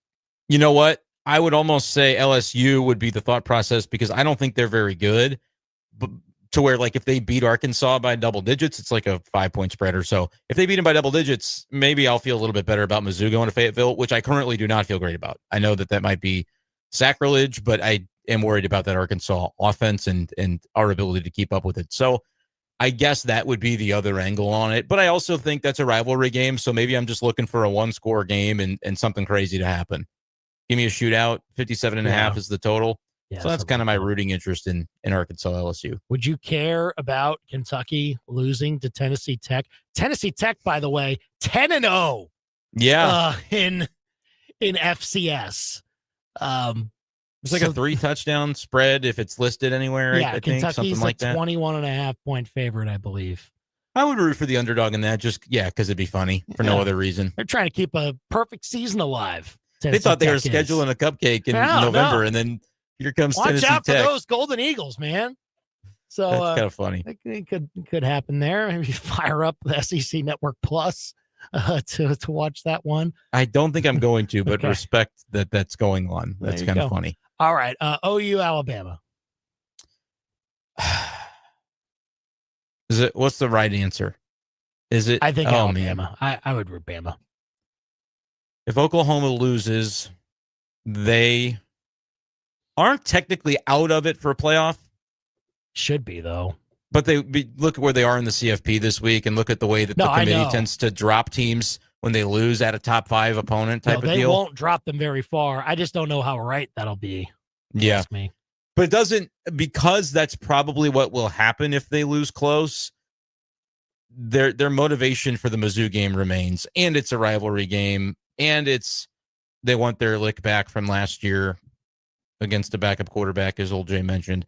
So I don't think you're going to be able to negate Oklahoma's get up for that game, regardless of this outcome. I don't really want to root for Oklahoma. I think it'd be more chaotic if they win, though. And so I would be okay with it. I want to see a good game there. If you want chaos, then root for Oklahoma. Root for the upset. Because then Alabama loses, and we're like, whoa, how far did they drop? Yeah. Oklahoma's probably going to go above them because of the head-to-head. They'd both have two losses at that point. Yeah, I think that would make for more interesting scenarios down the stretch, probably. So I would be fine with the Oklahoma win there. I don't think they can do it.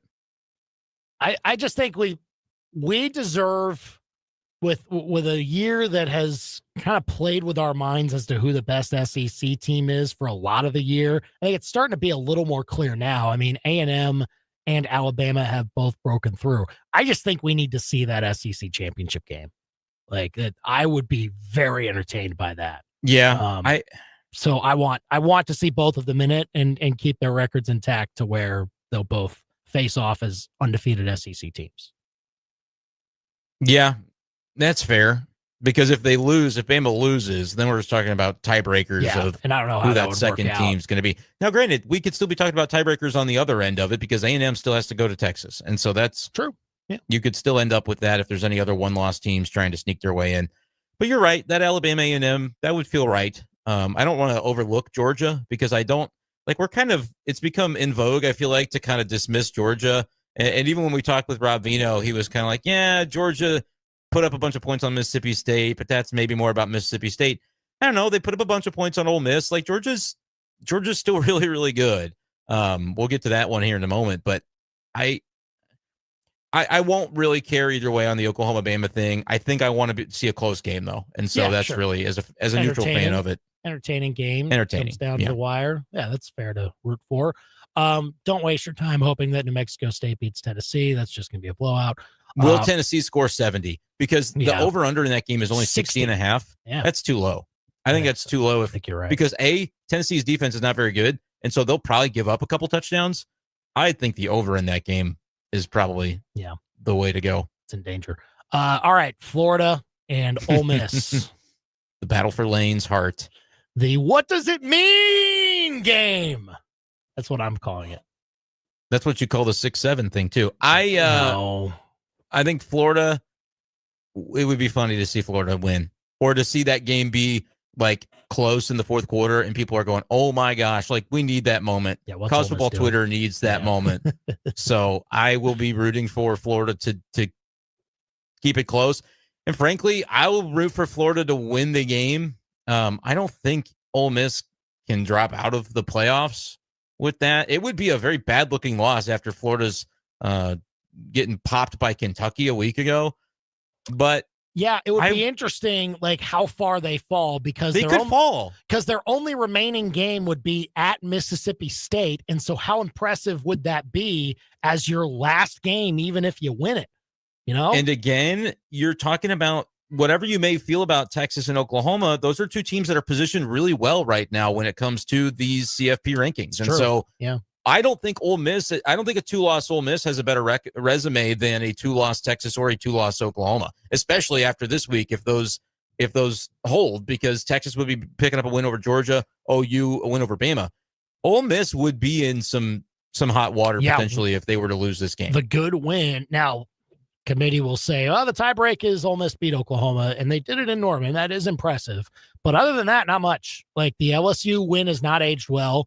The other wins on their schedule have not aged very well. And the losses for Oklahoma aren't bad. Right. So, I mean, it will be a very fair question if they take a loss at home to Florida or potentially lose Egg Bowl next week or in 2 weeks. Yeah. If I were to rank this rooting guide of what I would most like to see, Florida beating Ole Miss would be number one on my list. Because, what do you got? I think I know what you're about to say, but keep going. I'm turning the gears toward coaching carousel. Yeah. I think if they lose, that could cause a crisis for Lane Kiffin, where he's like, forget it. I'll talk to Florida, because I'm telling you, that knocks him out of the playoff, right? Like imagine this. Imagine they lose, and we're all kind of on pins and needles waiting to see Tuesday, and the committee drops them way farther than anybody anticipates, and it's like, nothing they can do. They're gonna beat Mississippi State, but it doesn't matter. That could get really dicey. And of course, if you add Lane to Florida to the list, I think it helps Missouri's case to keep Drink. Yeah, Billy. Ole Miss also has a bye week after Florida. Right. So I mean that's Just a lot of time for contemplation. Yep. It's not right back to game planning. Yeah. So that's an easy one for me. I don't think Florida. On the vibes, I want to say Florida can keep it close. I don't know.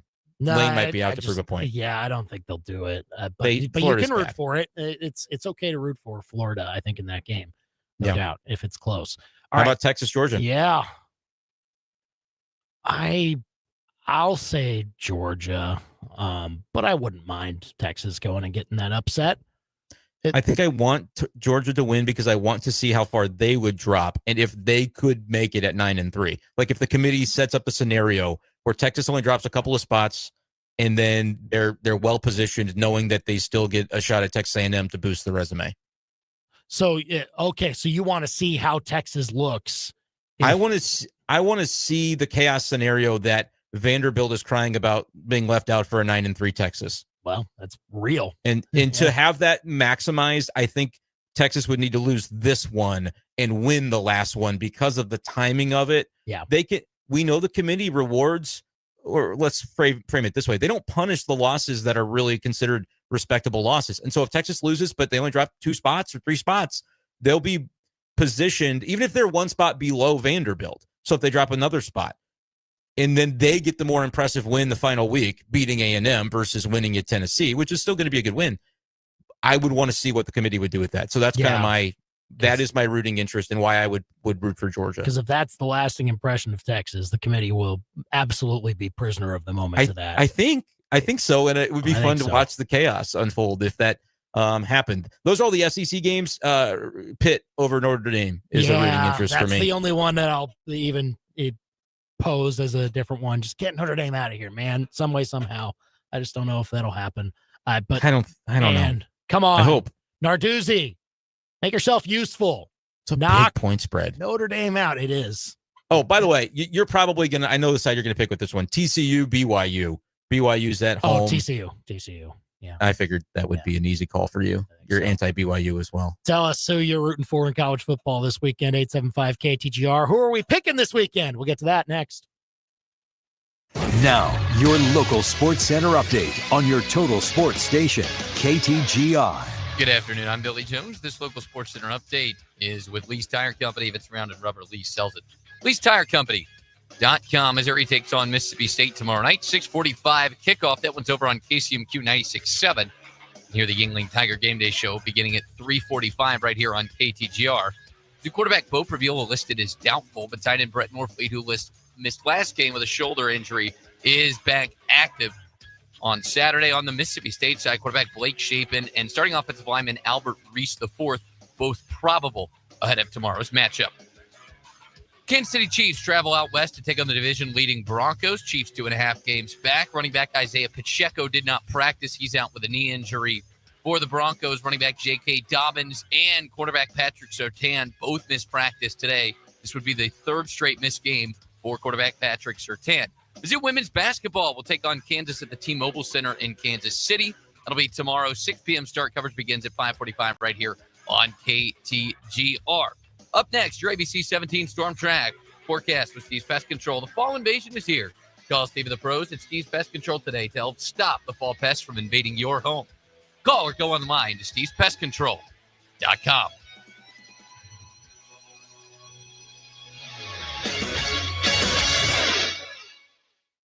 I'm Storm Track meteorologist Sawyer Jackson. It looks throughout the rest of the night is going to be rather quiet. Some upper-level clouds moving into the area. Those winds out of the south could be breezy at times, up to 10 to 15 miles per hour, gusts up to 25 miles an hour. Tomorrow looking like another warm afternoon as those temperatures get up into the mid-70s by the afternoon hours, but we've got a dry cold front working into the area. By Sunday afternoon, those temperatures are only warming up into the low 60s. I'm Storm Track meteorologist Sawyer Jackson, and that's your ABC 17 Storm Track forecast on your total sports station, KTGR. Hey, y'all, it's Molly from Billiards. November is the month for giving thanks. But here's something we're not thankful for. Ground turkey. But seriously, have y'all ever tried to make a burger out of that meat? No matter what you do, it is dry. You know what you will be thankful for? Our famous Billiards burger. No turkey required. Looking on down for burgers and beer. Billiards, home Broadway. No turkey burgers were made in the making of this commercial.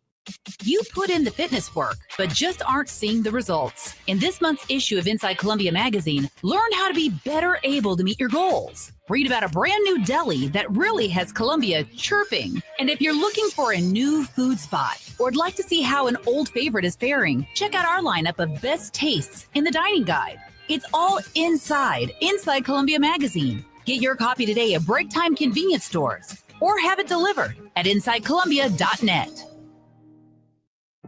You know your former golf bag? It's not just holding up the weed whacker on your garage wall. It's also holding cash. Same goes for that rowing machine you swore you'd use once. At Play It Again Sports, turn your gently used gear into money in your pocket. Bring in your old golf equipment, fitness gear, softball bats, baseball cleats, and more. Cash out and keep it, or trade up to something better. Play It Again Sports in Columbia. Think of them first so you don't finish last. Play It Again Sports, ColumbiaMo.com. Macadoodles does selection like nobody else. If you're looking for ingredients to make the perfect new drink, look no further. Why settle for boring? Macadoodles has you covered. With Columbia's widest variety of beer, wine, and spirits, you're sure to find something new and exciting when you shop with Macadoodles. Come experience the difference in selection at Macadoodles today. Macadoodles delivers world-class customer service and unmatched selection at unbeatable prices. Who does selection like nobody else? Macadoodles does. From elegant weddings to corporate lunches with flavor and flair, Courtyard by Marriott Columbia brings the party and the pros. It's the home of main event catering. And with every event, you'll get an award-winning chef, full banquet staff, and drop-and-go options for any size crowd. And the event center holds up to 300 guests with 8 flexible rooms. If you need help, there's a Marriott certified wedding coordinator on staff too. Book now by calling 573-443-8000. I'm Michael Agnew with API Project Fitness. At API, we're dedicated to helping you reach your fitness goals with workouts that are motivating, challenging, and effective. Our group classes are high energy and designed to maximize your time with efficient movements and smooth flow. There are real results here to find, whether you're just starting out or ready to push it to the next level. API is where hard work meets progress. Everyone needs a fitness routine. Let us be yours. Sign up today for a free trial at apiprojectfitness.com. I'm Missouri Attorney General Catherine Hanaway. Fraud and scams can strike anyone. My office works to ensure that Missouri is free from deception and unfair practices. Last year, we handled over 65,000 consumer complaints and returned more than $400 million to Missourians. If you've been a victim of fraud, call 800-392-8222 or visit ago.mo.gov. Paid for by the Missouri Attorney General's Office. The best local sports talk around on your ride home. You've got The Big Show on KTGR. We're back here on The Big Show, KTGR, and the KTGR app. Andy, Brendan, and producer Billy going head-to-head for another edition of the Picks of the Week as we dive back into college football and the NFL. Last week, a tie at the top. Brendan and the producers went 3-2. I went 2-3. Hey, well, that was close. You almost got there to join us at the top. Sorry, it didn't work out. Gosh, been too close way too many times this year. I could hear the sincerity in your voice, Brendan. I was being sincere, He said it, not Billy. me. Come on. But no, either way, Brendan's season lead is still well intact at the moment. 35, 22, and 3. That's a lot. That's pretty good. Good. Producers are 27, 31, and 2. I am 28 and 32, just barely in last place by, I think, percentage points. But new week, 8 more college football games and 8 NFL games. Here's what we have to choose from. Notre Dame at Pitt, South Carolina at Texas A&M, Arkansas at LSU, Iowa at USC, Oklahoma at Alabama, Florida at Ole Miss, Texas at Georgia, and Mississippi State at Mizzou. Then the NFL games. Bucks at Bills, Bears at Vikings, Chargers at Jaguars, Bengals at Steelers, Seahawks at Rams, Lions at Eagles, Cowboys at Raiders, and Chiefs at Broncos. Who goes first? Well, we tied. I'll defer and let the producers pick the order. Who's going to do that? We'll take the ball. Okay. All right. Well, yeah, that's what you do after the other team defers, I suppose. Yeah, That's I think smart. if you double defer, I think we just never get to play. Or something like that. So, I don't know. So, all right. So producers, I guess, are going first, and then what? You can follow Andy, and then we'll put Right. Brendan. There we go. 35-22. Yeah, the man just keeps trying to keep me down, put me last, but that hasn't affected me so far. So we'll see. All right. Well, producers, start us off this week. I don't know if Oklahoma's that good, but Alabama's kind of struggled to blow down. Tennessee's the only score-wise that they won handily. I was a little surprised by that 6 number. I don't think Oklahoma wins. I don't think they ever look like they're going to win this game, but I do think they're going to cover that spread. Wow. And the line is threatening to move down today, which tells you that that's, I've seen 5.5 in some places, 6. Tells you that might be the right. I just don't think enough points are going to be scored in this game for me to pick a favorite to win by a touchdown. Like, I like the under in this game, 45.5. So I kind of like that pick. I don't. Give me Alabama. I'm taking Alabama -6 right out of the gate. I love that. I'll watch you two go at it, and I can just kind of stay over on the sideline here. I still think that both sides of the football, but I think especially offensively, Alabama is a couple levels ahead of what OU's got so far. I think they will be able to score in this game, especially at home. All right, Brendan, what's your first pick? Yeah, there is a little bit of a risk in it being like a 27-9 Alabama win or something like that, where they don't have to score a ton to be able to cover the number. Revenge factor 2. That game ended their hopes last year when they went to OU and lost. And that was like non-competitive last year as well. So maybe there is something to that. I'm having a hard time. I really am having a hard time with the SEC picks this week. Give me Arkansas plus the 5.5 at LSU. I'm going to go with the theory that LSU's not a great offense. They'll score. This game also probably goes over. Arkansas probably scores enough points to keep it close. That's sort of been their deal this year. All right. Producers, round 2. I think this is the week things really fall apart for Texas. I think Georgia wins handily. Sanford Stadium at night, I think that offense is going to get rolling. I think they're going to be able to match Texas's athletes on the outside. And when teams have been able to do that, then that offense has really struggled. So give me the Bulldogs. Okay, we're doing our What's that, -6.5? Yeah, -6.5 on that one. That's probably right. I'm not gonna... Texas is 0-4 against the spread on the road this season. So whatever that's worth. That is rough. The big show is on KTGR and the KTGR app. We have our picks of the week here to close out the week. I'm going to jump to the NFL here and take the Bucs plus 5.5 against the Bills. I think this will be a good game. I think it'll come down to a field goal, potentially a 4-point game where one team has to score a touchdown to potentially go and win it. Because of that, I don't know who's going to win it, but I think the Bucs plus 5.5 is very good value in this situation against the Bills team that has not looked as dominant as we have seen Bills teams in the regular season before. Give me the Bucs. Well, the Bills definitely looked terrible last week, but they have had dominant games where they've blown teams out. So I don't really know what I want to do with that one. I still have college picks I like, though, so I'll stay with the college game for the moment. And I'm going to keep riding with the freshman quarterback, Pitt, plus 12.5 at home. Yeah, Notre Dame probably wins this game, but I'm going to be rooting for Pitt anyway. Yes, and that is a lot of Not a must-win game. Go Pitt. That is, Billy, is it crazy that I actually do think about that quote when I make this pick, and I'm like, a little bit uneasy about it. But not at all. I think the 12.5 points for a team that has played as well as Pitt has since making the quarterback change, I will go with the Panthers there at home. Speaking of coaches trying to motivate their team with game importance, Eli Drinkwitz was talking about, it matters beyond the playoff. I'm not sure how intensely the team is buying into that completely, especially after the way they lost last week. On the other side for Mississippi State, bowl berth on the line. This is going to be their best chance to get it done. Only other remaining game, Ole Miss at home. Give me the Bulldogs to cover and stay within a touchdown of Missouri. I think Missouri wins, but I think it's going to be a tight one. I was deferring, but I was going to take it if nobody else did because I'm afraid of what this game is going to look like, and I do think it'll be close. So that's a good pick. I arguably should have taken it earlier because I really do have a hard time envisioning a Zollers-led offense right now blowing out anybody. Mississippi State 8-2 against the spread this season. Very good. Picks of the week here on the Big Show, KTGR and the KTGR app. I will stay in the NFL. This is a marquee game in the NFC, if there ever was one. Seahawks at the Rams. Certainly in that division, a fight for supremacy there. I think the Seahawks actually win this outright on the road in LA.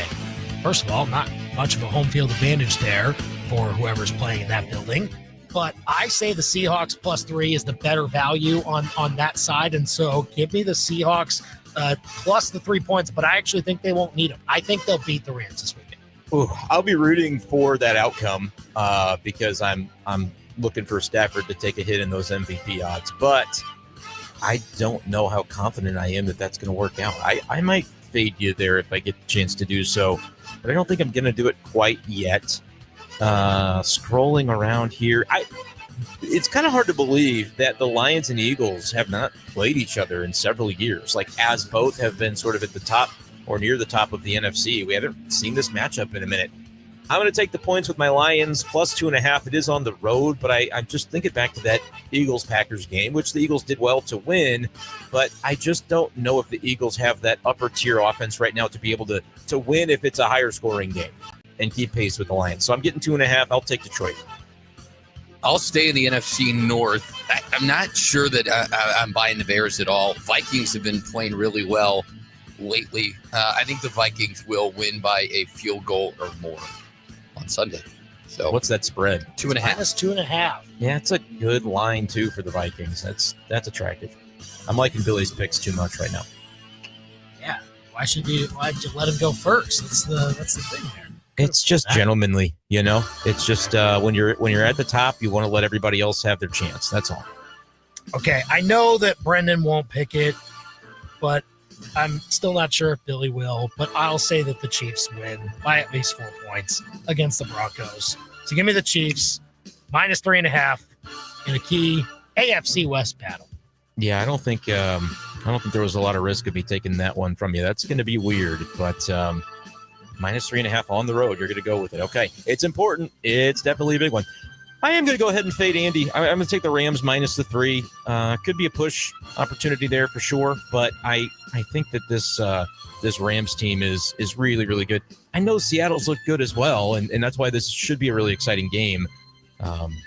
But something about the number tells me that the Rams are favored for a reason, so I'm going to lean into that, even though I do think this is like more of a pick 'em type game. Like you said, Andy, normally you would assign 2-3 points of favoritism to the home team, but in this case you cannot really do that because of where the Rams play. So even though I don't really love the line, I think the Rams are going to be able to get it done.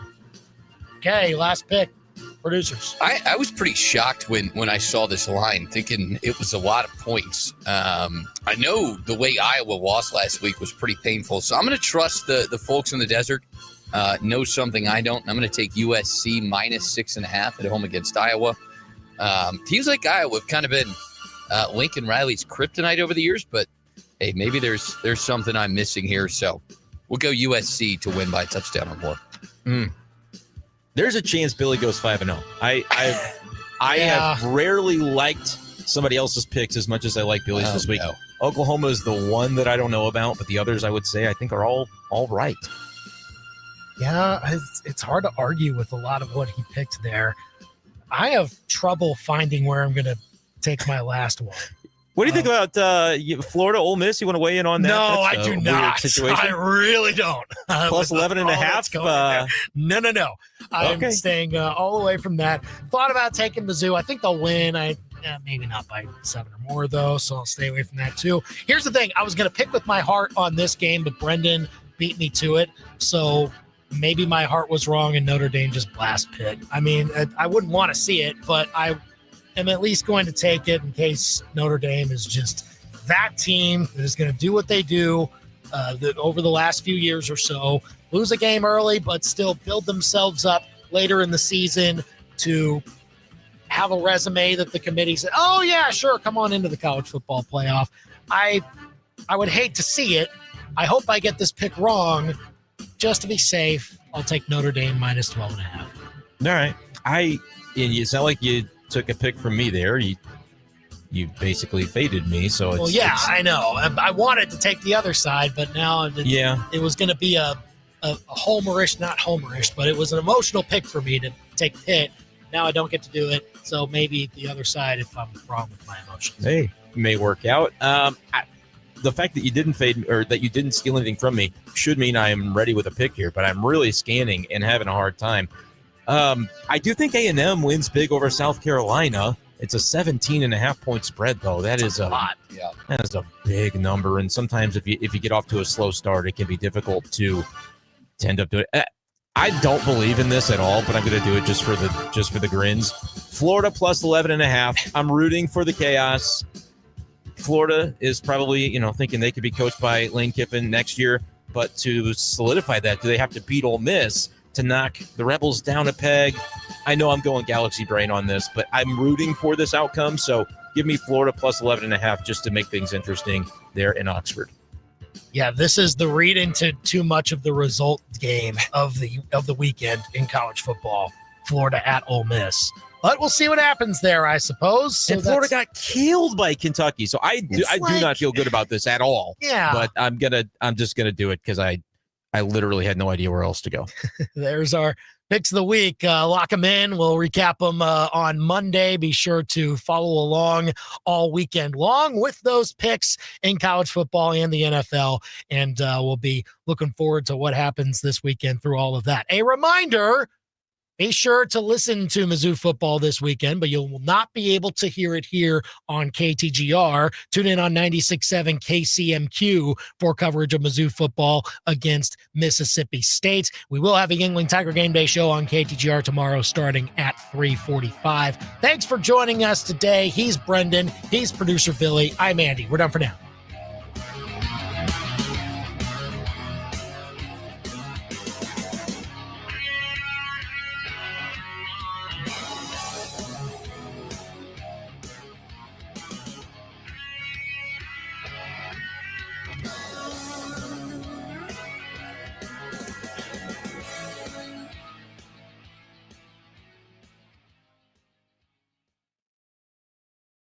Hey, Lenny.